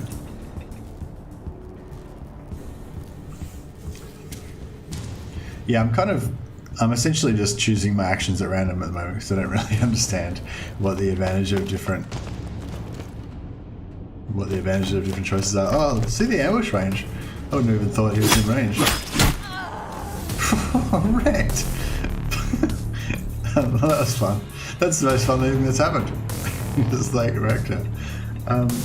We need more brawlers. Jeez, let's get rid of this all luck idea and just go all brawlers.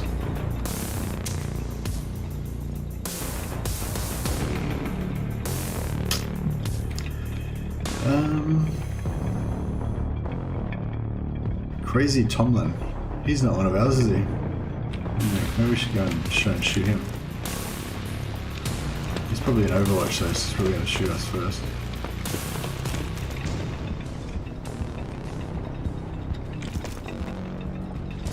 Oh, here's my guy. I thought my guy showed up white. He showed up yellow for some reason. So this has been basically 1 round out of 6. So you can see how long the turns are going to go. So I can sort of see that was a bit of a valid concern. The guy that said, you know, that it was really slow. Can we shoot these guys for me?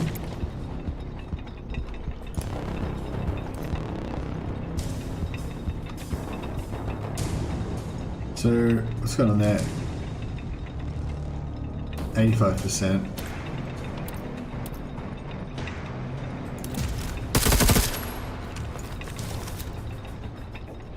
Cool. So maybe we should kind of go behind cover a little bit here.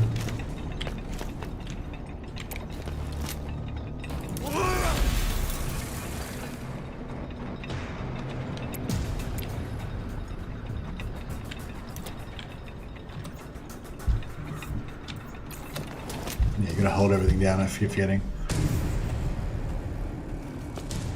Okay, this is that brawler guy.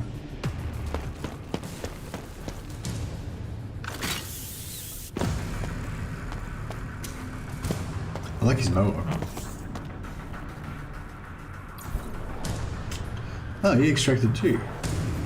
It's interesting, I didn't know that he was badly damaged.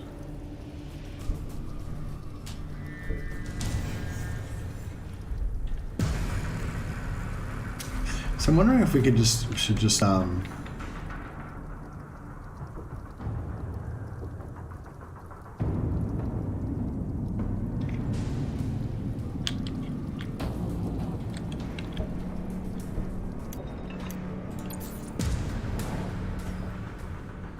okay, so I'm first in this initiative round. So out of each, so yeah, I don't know if you guys weren't following what's happening there. You have a round, everyone goes, and then you choose another guy, and then everyone chooses a character, and then whoever's got the highest initiative goes first. So it looks like they've got a character over there that's carrying a barrel. Presumably she's going to be a bit vulnerable.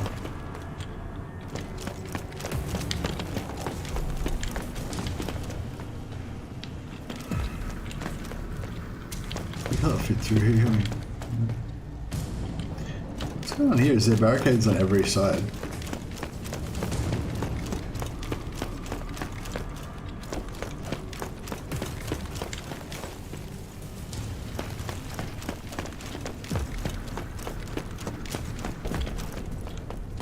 What the hell? We gotta like zip line our way in there, or use a heavy to destroy it.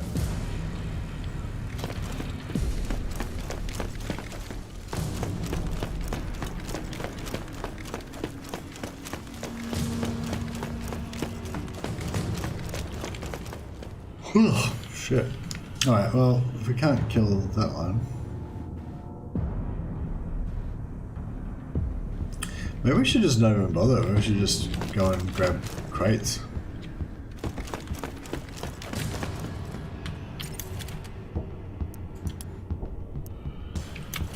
Sure.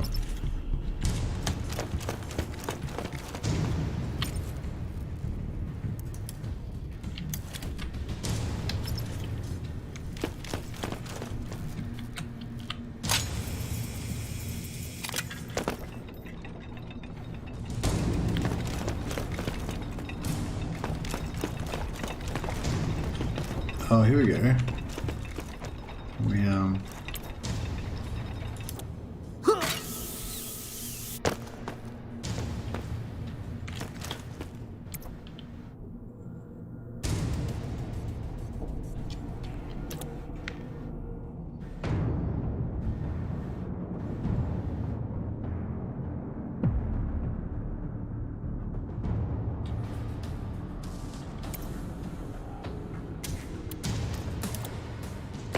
Oh, wait up. I didn't want to do that. I wanted to jump.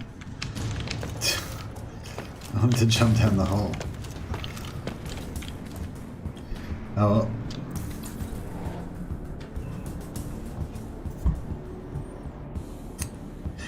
Oh yeah, true.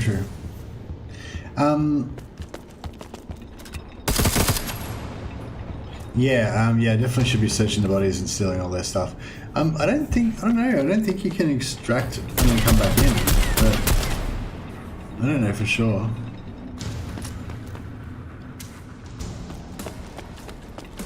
I'll try and grab a guy with... Shit. I'll try and get 2 crates on a guy and then see if he can extract, and then I don't think he'll be able to come back in, but you never know. So she should... How come she doesn't... Yeah, okay. I was going to say, if she doesn't set off the bombs that I do, I'll be annoyed.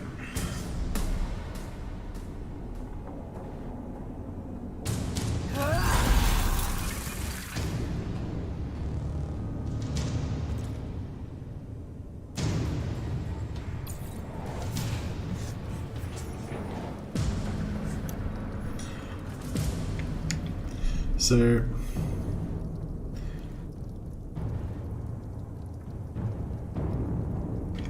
Well, no, I don't know. I thought they mentioned something about that, but I don't know of any. Alright, let's see if this guy can grab another crate. Yeah, you'd think there'd be like some sort of chute you could dump it down into or something, somewhere to save it. But I don't know. I think maybe that's the whole idea. Like, you need to kind of balance when you want to send a guy out and when you want to, you know.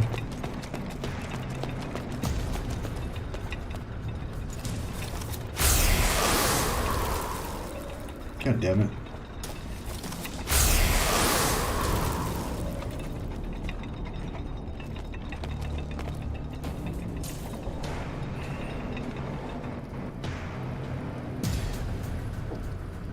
Okay, so this guy.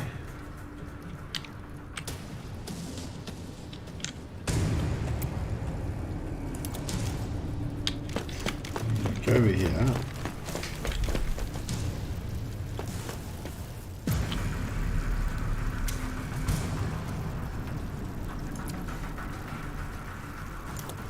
What?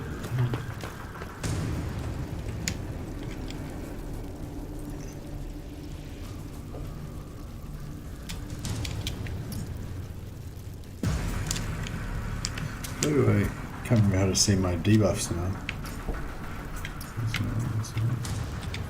Teal.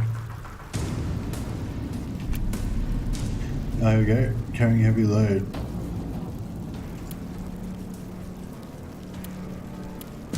Maybe the load mechanic's only got one hand because of that block thing on his...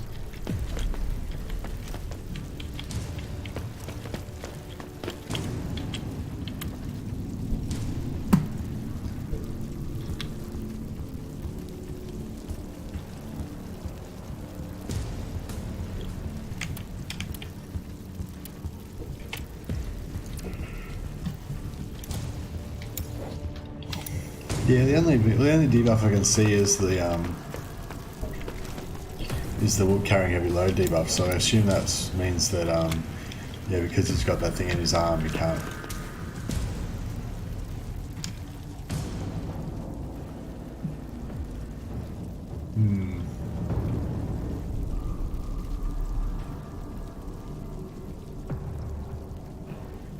Trying to figure out which are the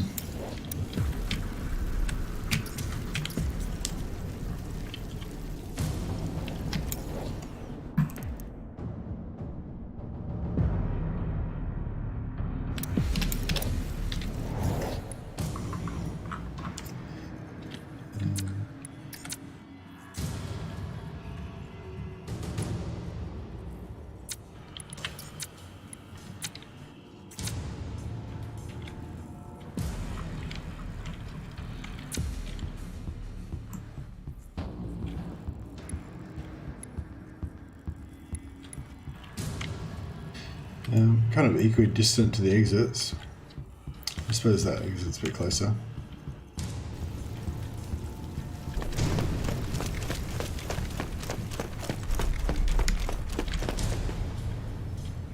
I wonder if we can... Whoops. That didn't work out well. I was going to try and attack her, but...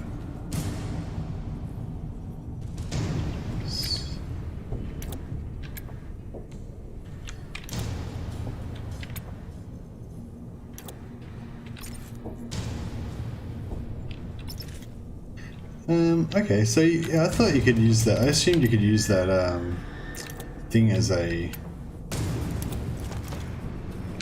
I assumed you could use your hand as a weapon, but it doesn't seem like you can.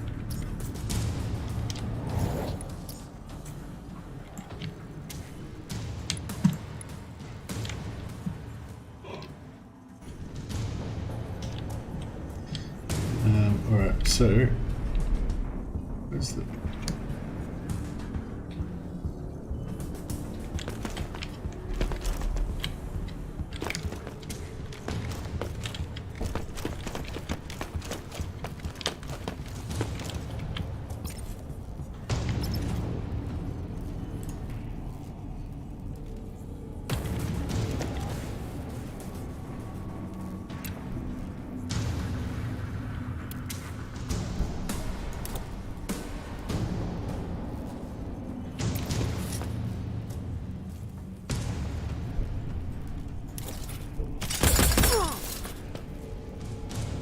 Oh, okay, cool. That thing's a pistol. That's interesting.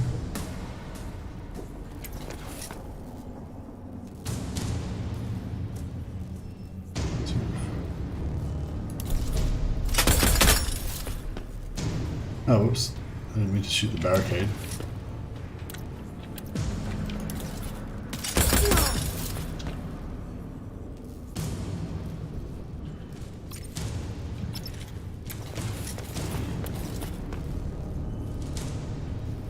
Oh man, I could have got a cheap Overwatch. So it's yeah, cheaper because of the all-lock thing.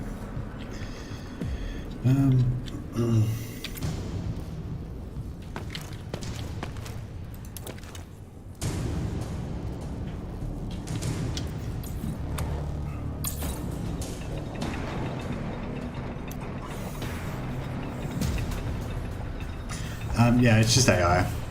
Yeah, so when you do the when you do the operations, it just goes against how many AI gangs it says. But if you do a skirmish match, then you can set up. It's not sort of like an ongoing thing like the operations are. The skirmish match is just a one-off match, and you can configure it however you want with how many players you want, and whether you want it to be AI or multiplayer or whatever. So yeah, that's what I'm doing at the moment. I'm not doing that. Sorry, I'm just doing an operation. Yeah, if you want to do a multiplayer, you got to do a skirmish, and then but the skirmishes you can also do against AI, but it's got to be either AI or it can be NPCs, and you can also make it so that you have a no penalties type match where it's just a free match. It doesn't matter if you get killed, you guys don't get hurt or anything, or you can have a match that actually has consequences, which gives you XP and loot and injuries and stuff as well.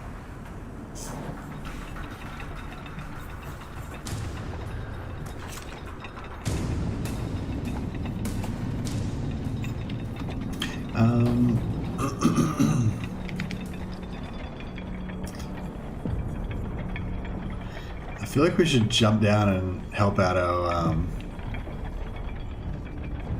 Bobby D.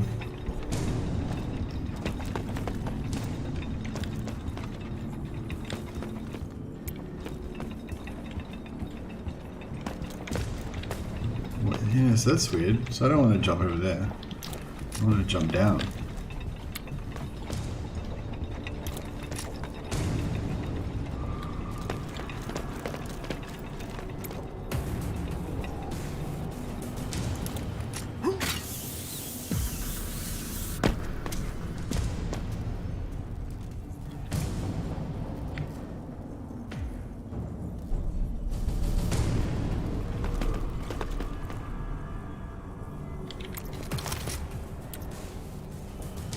So we're at 88%. Yeah, that's weird.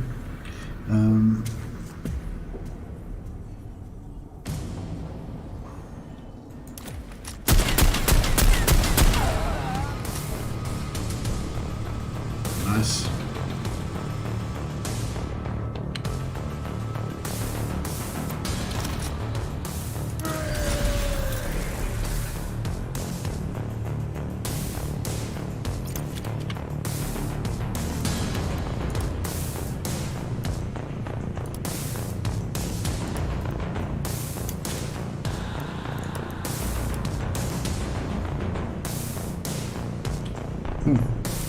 wow. Yeah, I think I'm about to pass out. That was me just about to fall asleep there.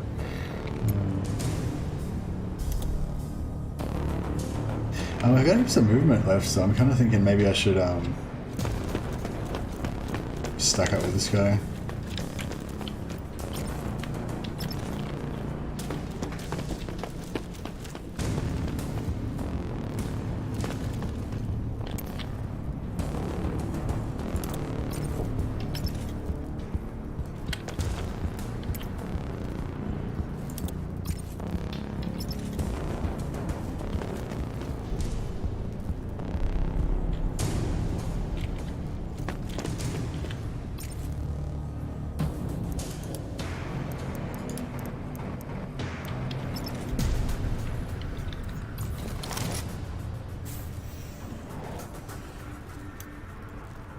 It certainly looks cool though, and I really like the skills ideas and all that. So I thought this guy was carrying a...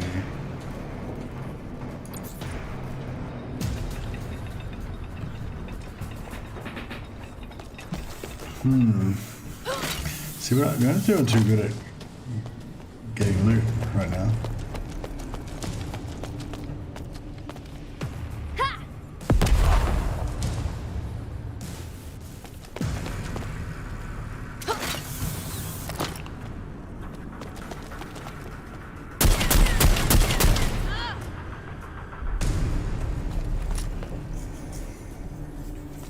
So I wonder if we just kill everybody else in the map, do we automatically get everything then, or do we still have to leave at the end of the rounds? Yeah, fully. Yeah, I think XCOM's definitely going to be a bit smoother, especially because you're going to be so familiar with the game, but also just innately I think XCOM's just going to be a bit smoother and faster, and also XCOM's going to be a lot... just because of the way the game is, because there's squares, you know, it's much more limited in the amount of movement you can do and everything. Like with this, there's, you know, so many different points that your characters can be at, and there's all different angles that you can like move and look and jump down and up and diagonally and everything, you know. Whereas XCOM's a lot more straightforward, even though the graphics is, you know, graphically it kind of looks almost as complicated. The actual amount of movement and everything involved in it's like much more, but the sort of skills and everything are kind of maybe comparable, like the how interesting they are.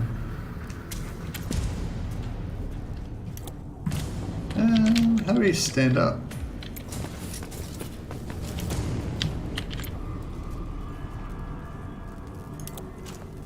Okay, cool. Yeah, I feel like we're not really getting any of this loot, are we? We've got to get those orange things.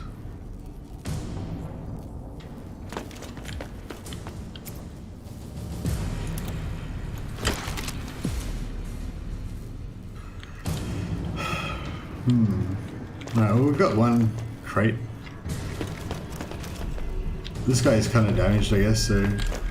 Oh yeah, so this is problem. So this sort of... Yeah, I was thinking that stuff like this might be a bit stupid. So you can jump off like a building, but you can't like go down this little ramp here. Unfortunately. What's that on the ground? Bomb?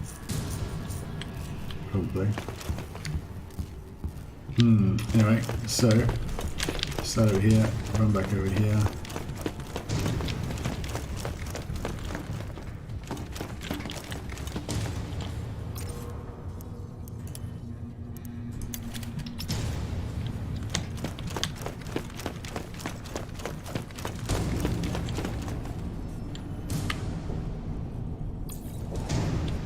Alright, so yeah, I'm pretty sure that guy's gone now. He's out of the match. Is there a Necromunda Wars mod for XCOM?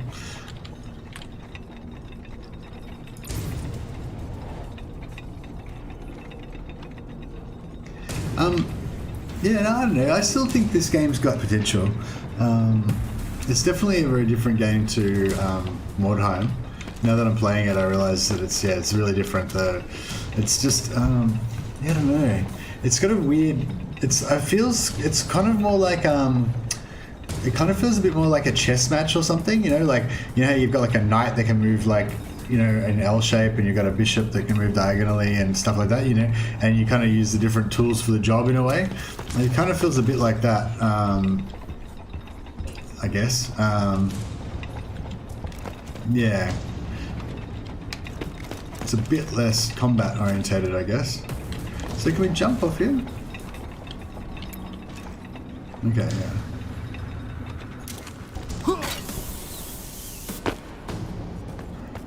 Now I feel like I should be able to jump down here.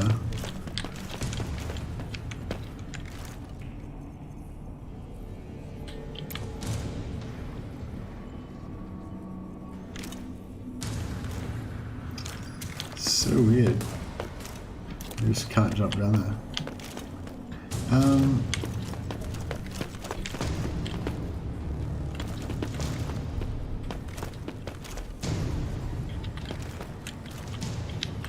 Oh, there's no jump down here either. There we go.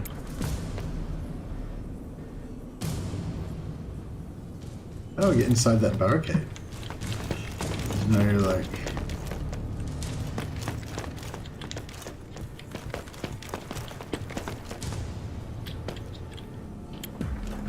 Oh, here we go.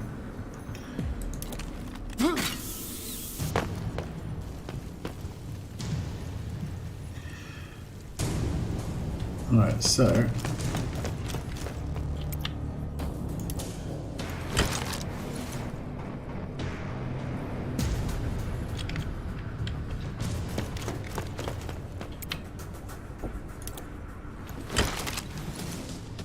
Alright, we're double loaded now.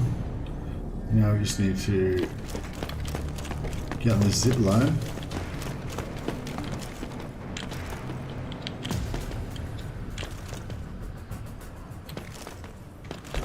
Yeah, I think we don't have enough action points to get out.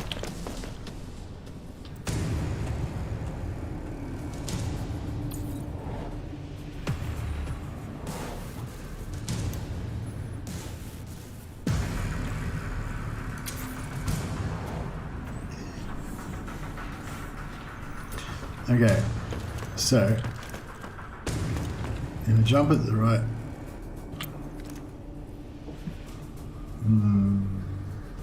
yeah, some of this jumping is a bit janky, hey? Oh, hello. We should definitely give her a bit of a surprise. So is there like a charge? No. I mean, I think there is a charge, but we don't have it.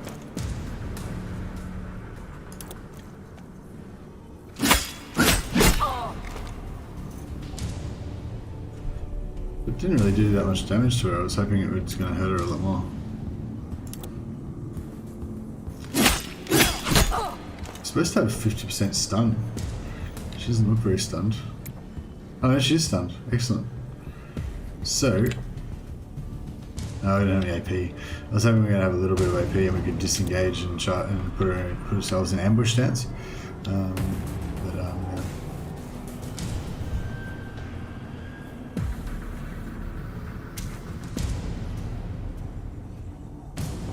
No, good on you, Mark. Yeah, jump on. Are you playing Necromunda or something else? Yeah, other mate James was just in before. He was also awake just so he could, you know, get his small child to go back to sleep.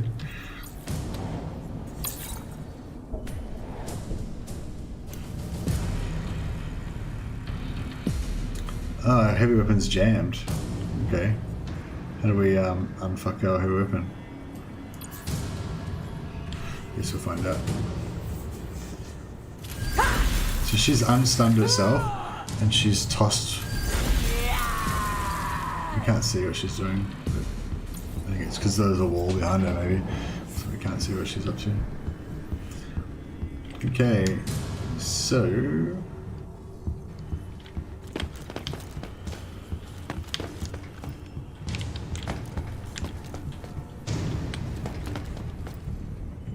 I'm trying to figure out if there's some way I can get up there and.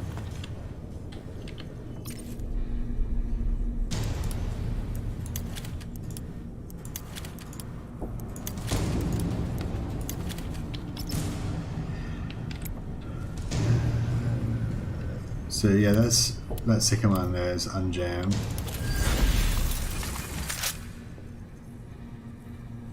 Cool. So we don't have enough action points to shoot, unfortunately, though. And we're really damaged, so we should probably be trying to figure out how this guy can grab some crates and get the hell out of here. There's a crate here.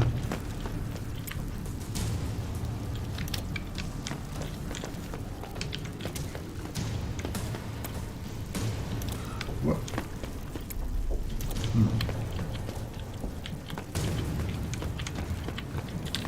I feel like there's clearly a thing there.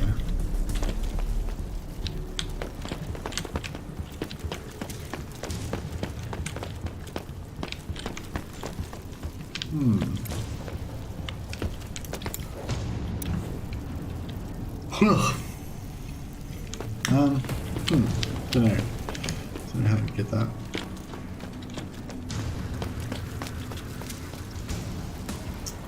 What was that? So our starting point was over here.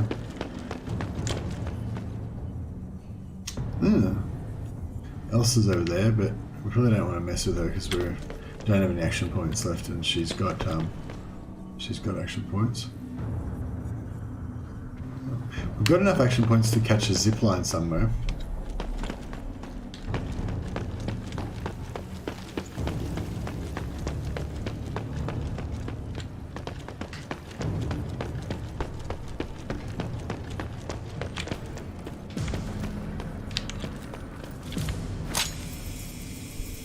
Ah, I thought that was going to go into the...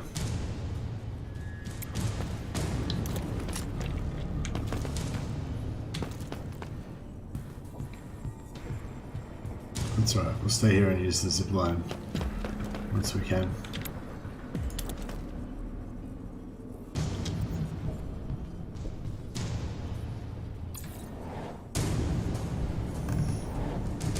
So it's around 4 out of 6, I think it is.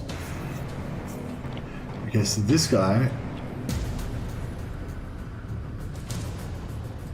we can probably get him out of here, if possible. So she's near our, oh no, she was near my heavy, but I moved him.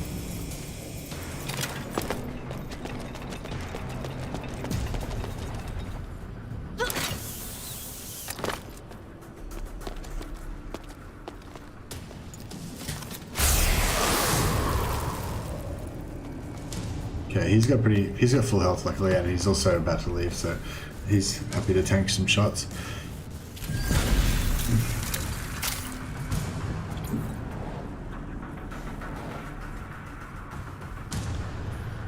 So, what's the best way to get out of here?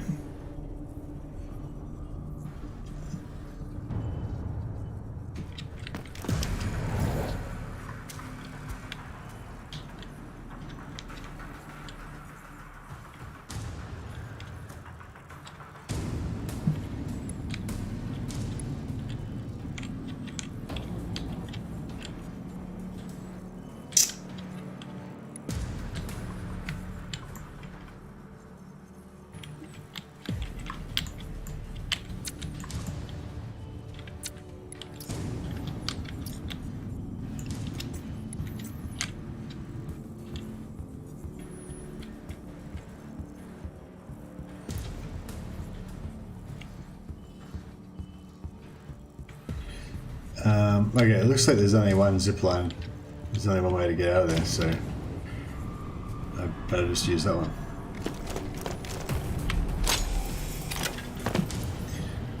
Okay, and then now I'll just go to...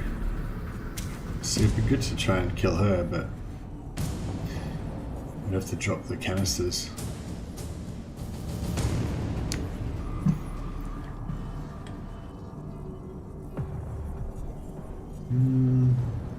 Actually, yeah, maybe it is a good idea to do that.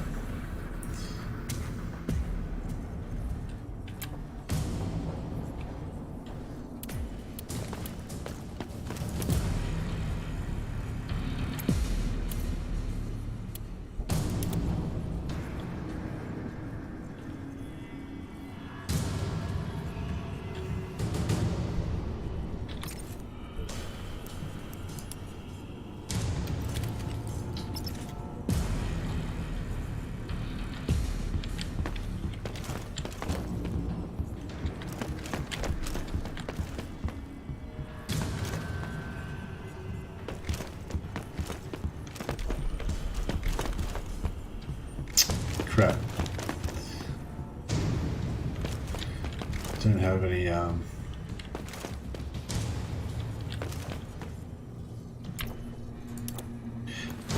so I didn't have enough action points once I dropped those things.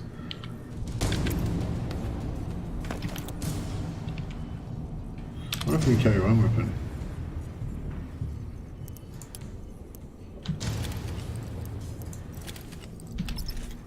No, well, in theory I might be able to shoot her or something.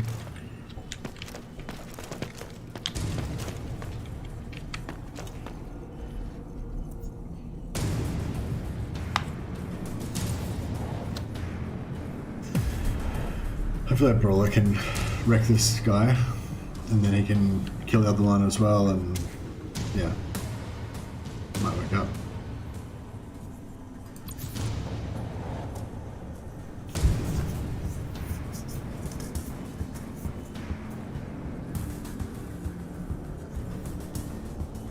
I kind of am enjoying it actually. I'm like, now I've settled into it a bit more, and now that I'm kind of winning, I guess, I'm kind of enjoying it more. And that's kind of making me want to play more, but I'm actually like really tired as well. I nearly fell asleep before.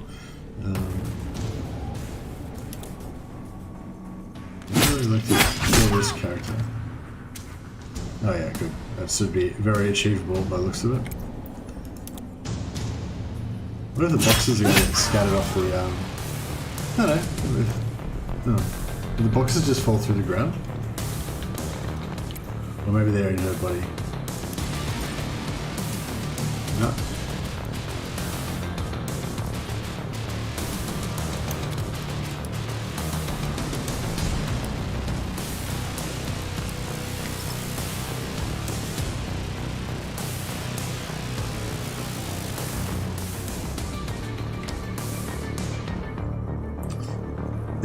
Did they bounce over there maybe? Is that what happened?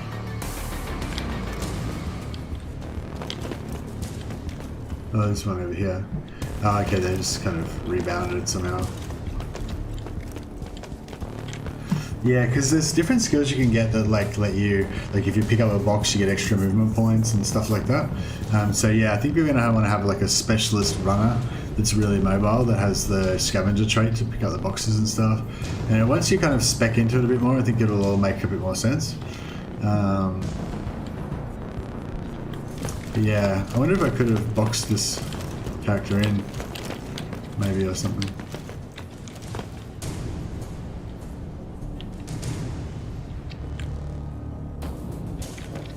Actually, yeah, what if I go like this? Maybe she can just not get away. Try that. What does entrench do?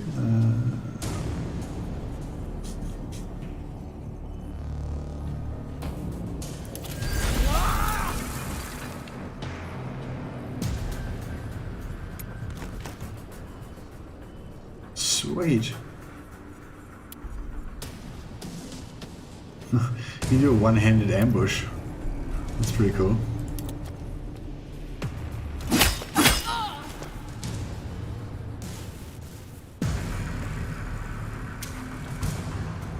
Alright, things are going pretty well. I mean, brawlers seem to do a highness amounts of damage, which is, you know, I approve of that. We kind of want that brawler to go again, ASAP.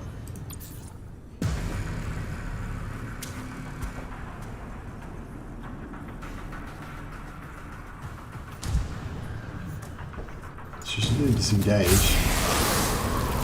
But, okay, but maybe she can't move though.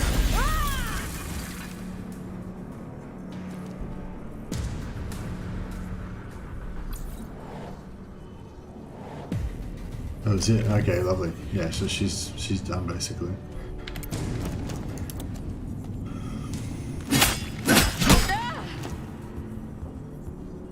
Oh man, she's so nearly dead.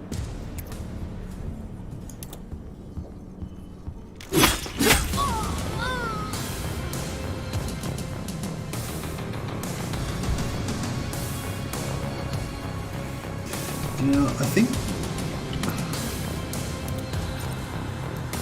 so.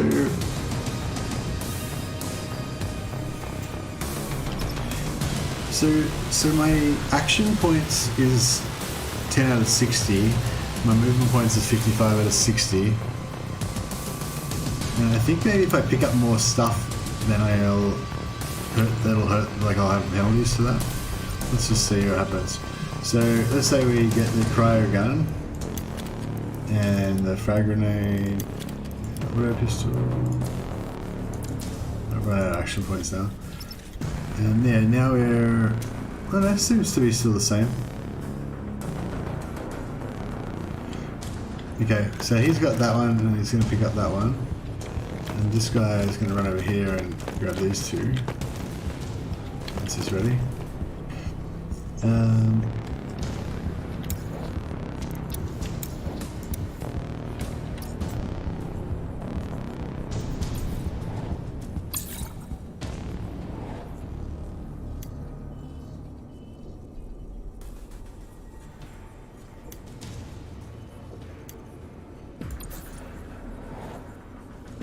Okay, so it's just our turns now, so the rest of it should be fairly quick.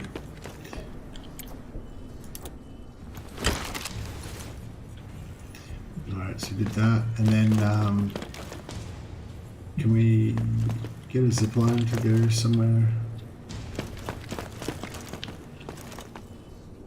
Lost.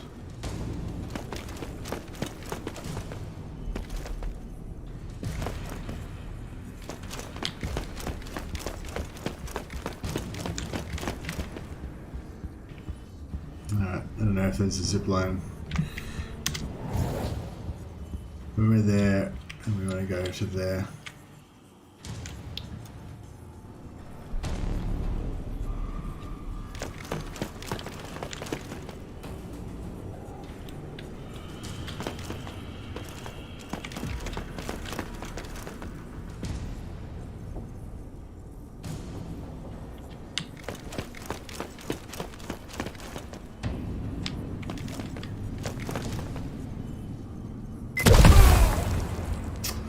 Really getting over those things.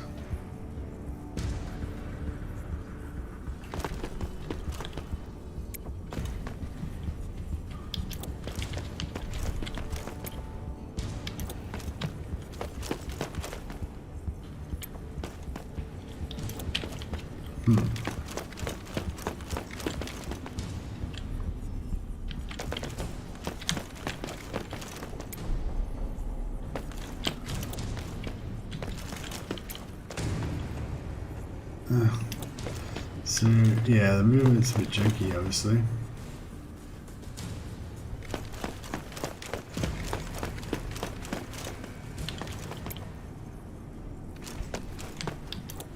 Why would I want to jump there? Aha, there we go.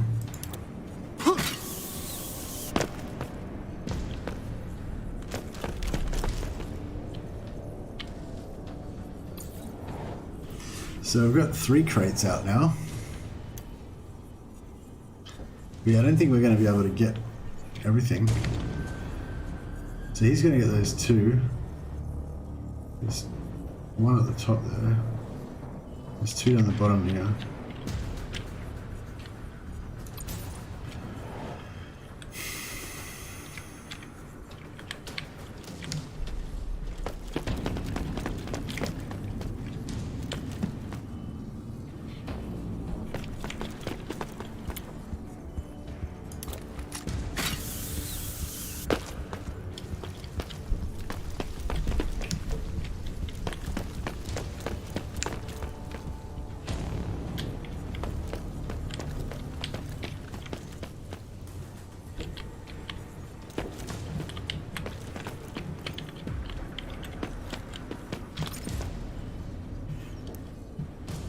Oh, okay. So he's got a full backpack, so he can't put his heavy weapon away. That's why. I think I was running into this problem before. So we'll get rid of this, and then we can put this in our backpack for 5 AP. But if we just take this,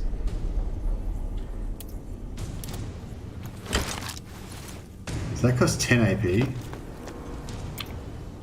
Yeah. So we put away the weapon automatically, so it's better to just pick up the item without putting your weapons away, because you still have to pay to pick up the item the same price, and you get to automatically put away your weapon. So, yeah. So it's probably quicker if we go this way.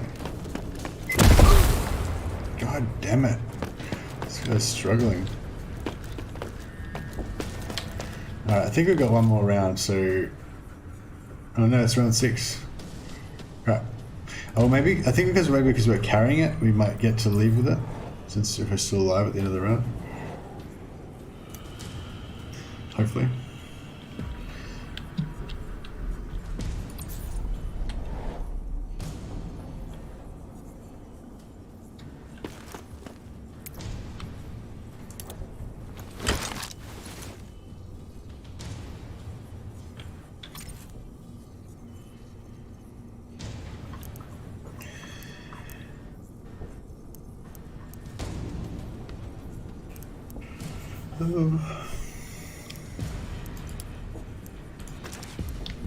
Alright.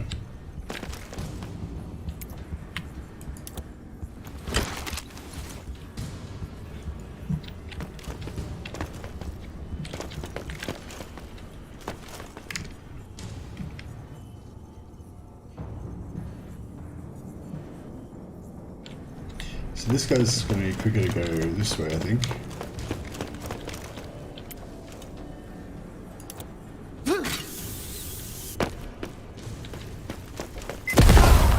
God fucking damn it. Those things are annoying as hell.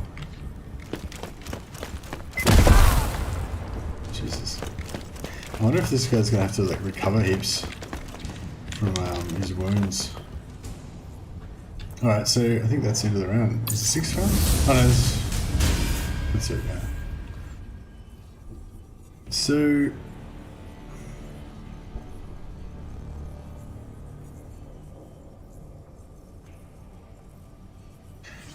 Okay, so it's not like you have to gather all 5 parts and all 3 weapon prototypes. It's like that was the total amount on the map. There was 5 crates of parts and 3 weapon types, and we just have to get the most to like win the map. So yeah, so you can see we got 4 crates of parts and 3 weapon types. So we actually nearly cleared out the entire map. There's only 1 item left that we didn't get, but presumably we didn't need to get that much stuff. There was 8 things. Oh no, so these ones, the weapon prototypes worth 15 each, so we should have really been going for them. So 3 of them would have been worth 45, whereas all 5 of these together would have only been worth 25. I don't know, points, I guess. And the salvage casket by itself was worth quite a bit.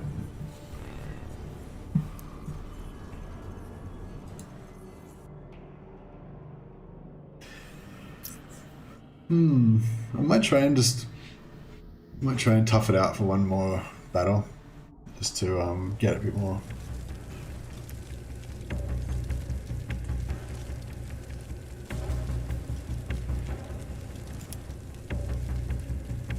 Okay, cool. So we've got a few more things in our gang stash.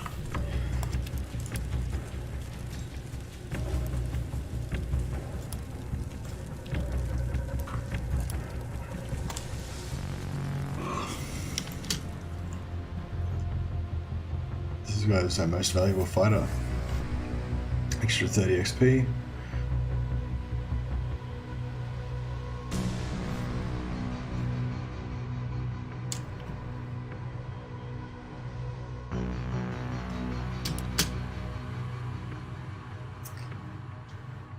See, this guy put 3 enemies out of action.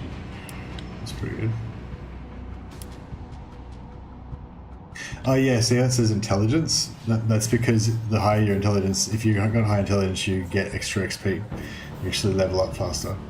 So it's pretty cool. Little weird little thing. Oh yeah, so we figure out this thing's a gun. I guess it's probably a short range rivet gun or something.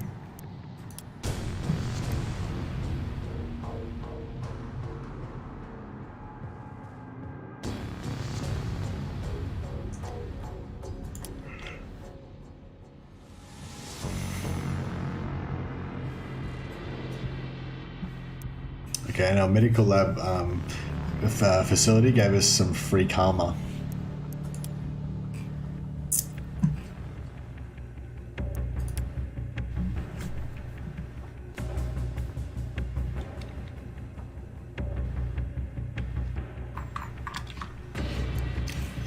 Okay, so we can go to crew management now, and we should have some experience. So, yes, this guy's got 111 experience. I don't think that's probably going to be enough to get us too much stuff, but how do we level up?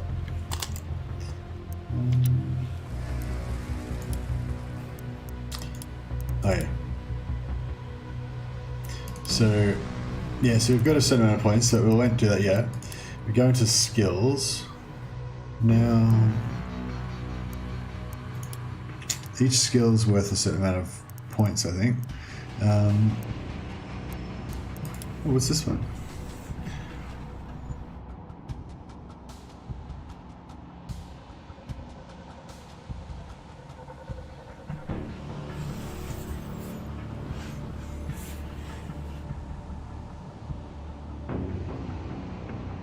Oh wow. So that's an interesting ability. So it costs 50 AP, so you only do it once. And you get minus 50% range precision. So that's why you need such high range skill, I guess, because you have these special abilities that, you know, cost range precision. And you attack 3 times. You can select up to 3 targets, or you can attack by 1 target 3 times. And excuse me. And the target gets plus 25% AP costs of all skills until the end of the battle, and it can be stacked 2 times. So basically, you'd fire that at 2 guys, put 1 shot into one and 2 into the other, and one of them will have 25% penalty to his shots, to his actions. The other one will have 50% penalty. So that's pretty huge. You know, potentially just neuter the whole army. It lasts till the end of the battle. That's another interesting thing about the way it's set up. There's Space Marines. Where are the Space Marines? There's no Space Marines, Hot Dog Warrior, sorry. There are the Imperial Fists do have a Fortress Monastery on Necromunda, and they use it as a recruitment center. I think they recruit gangers and stuff for their chapter, but I don't think we'll see them in this game. Certainly not in this first release.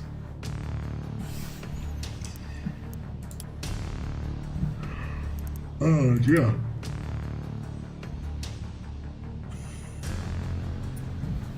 Okay, so here's another one of these heavy weapons. You get to attack 3 times. Select 1, 2, or 3. Minus 50% critical, minus 50% range precision. So it's the same, kind of the same as that other one, except 40% armor shred to each armor. Lasts until the end of battle.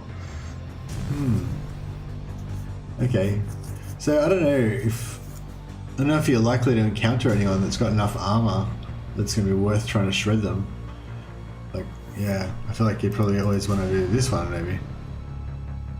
What's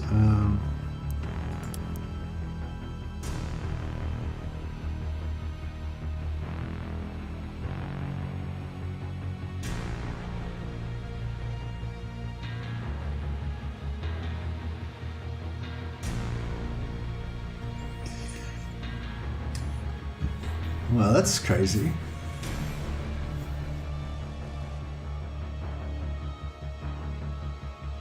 So it's sort of hard to. I think that's going to take a little while to kind of learn the language that. No for the Emperor, unfortunately. Maybe I might do it. I'll probably yell out for the Emperor occasionally. I have to do this stupid story campaign now. Well, I don't know if it's stupid. It's probably very moving, but yeah, I'd rather just kind of do my own homebrew story, you know, that I make up. But yeah, apparently I got to do the story mode so I can unlock the gas masks for everybody. I do think it's kind of cool though how they have the gas masks unlockable when you do the story mode. I hope they have more stuff like that, like when you you know, have won your first 3 multiplayer matches, you get a new hat to wear, and once you've, you know, done this or that, you know, I think it'd be really cool if they made it so that you could unlock more and more customization options for your gangs. But yeah, I don't know, we shall see, I guess. Anyway, so we should probably buy some skills for this guy, but as I said, I don't really understand the language of it, so I think this is saying that basically you can have an aura. This is an aura that we can have on, and basically until the end of the map, if anyone targets this guy, then it costs double. All their offensive skills cost double. So if it costs 30 points for them to shoot, then it'll cost 60 points for them to shoot, which means they won't be able to shoot half the time if they've used any of them. But it says mechanical target. So does that mean that only if I don't know. So no.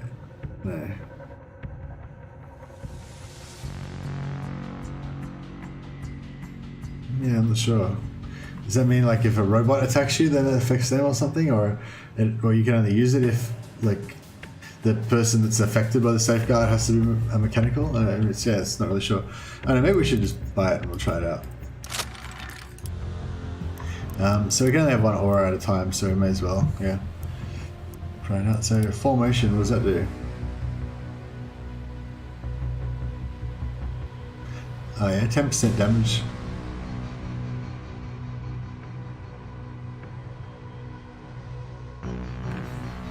Oh, it activates one time for each ally affected by this fighter's aura. So if there's 3 of them together, then they will get 20% damage resistance. Or if he's got it maxed out, it'll be 40%. So that's pretty crazy. Yeah, interesting. It's pretty hard to stay in formation though, because the movement rates are so high. You can run so far across the field, and you can only activate one guy at a time. So I feel like anything like that where you have to be next to one of your own party members is going to be really hard.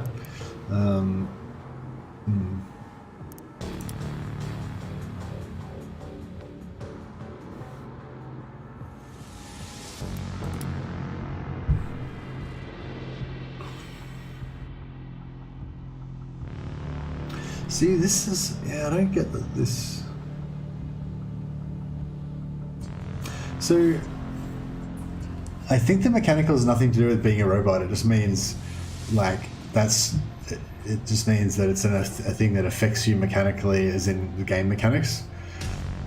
So, it's like a buff. I'm just saying it's a buff. So it's saying buff to yourself, 15% shoot, debuff to yourself, 20% less than movement points.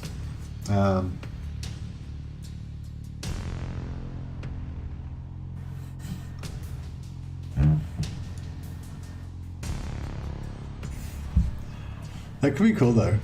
So you could pull out his pistol, run around, get more speed, and then whip out his heavy weapons and...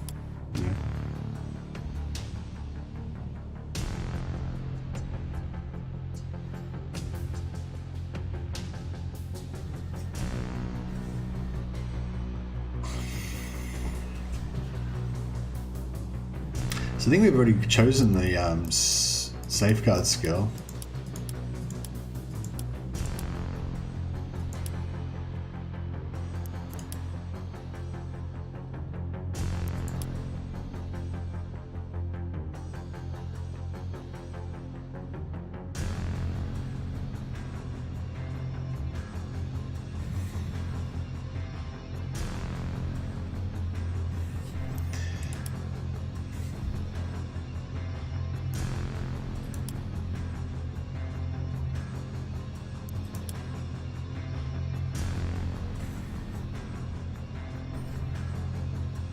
Yeah, so all these negative Overwatch things basically mean that they can just get an extra shooting attack.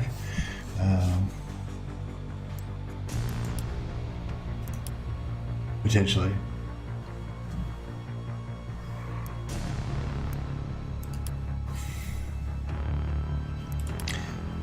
I'd like to do something there.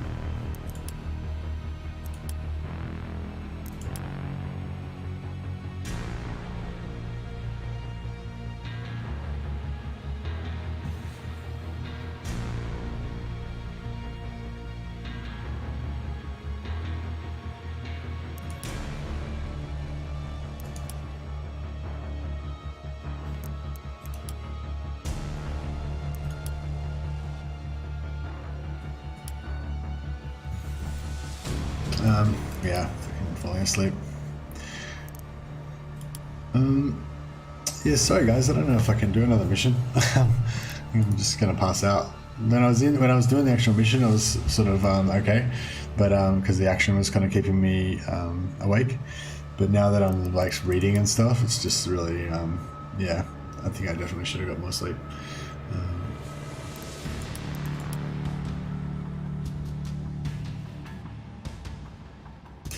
Yeah, if anyone else has got any questions or they want me to look at anything quickly before I go to bed, yeah, let me know. I'll have a little bit of a potter around and then I'll, yeah, I'll probably call it in about 10 minutes.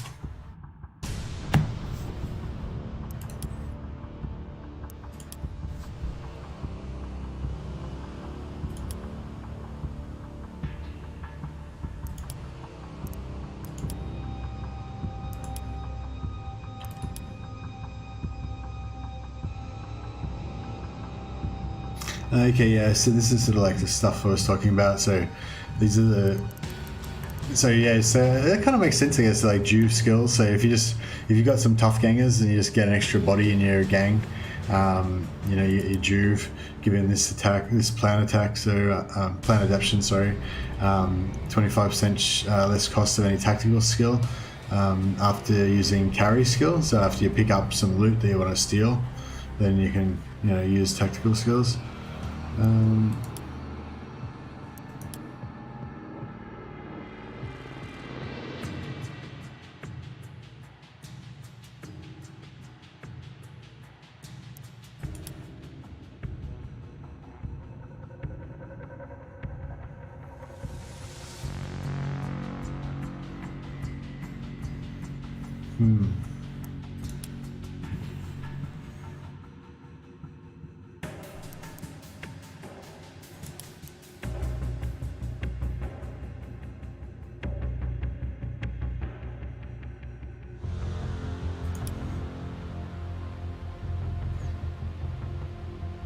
Oh yeah, this is the...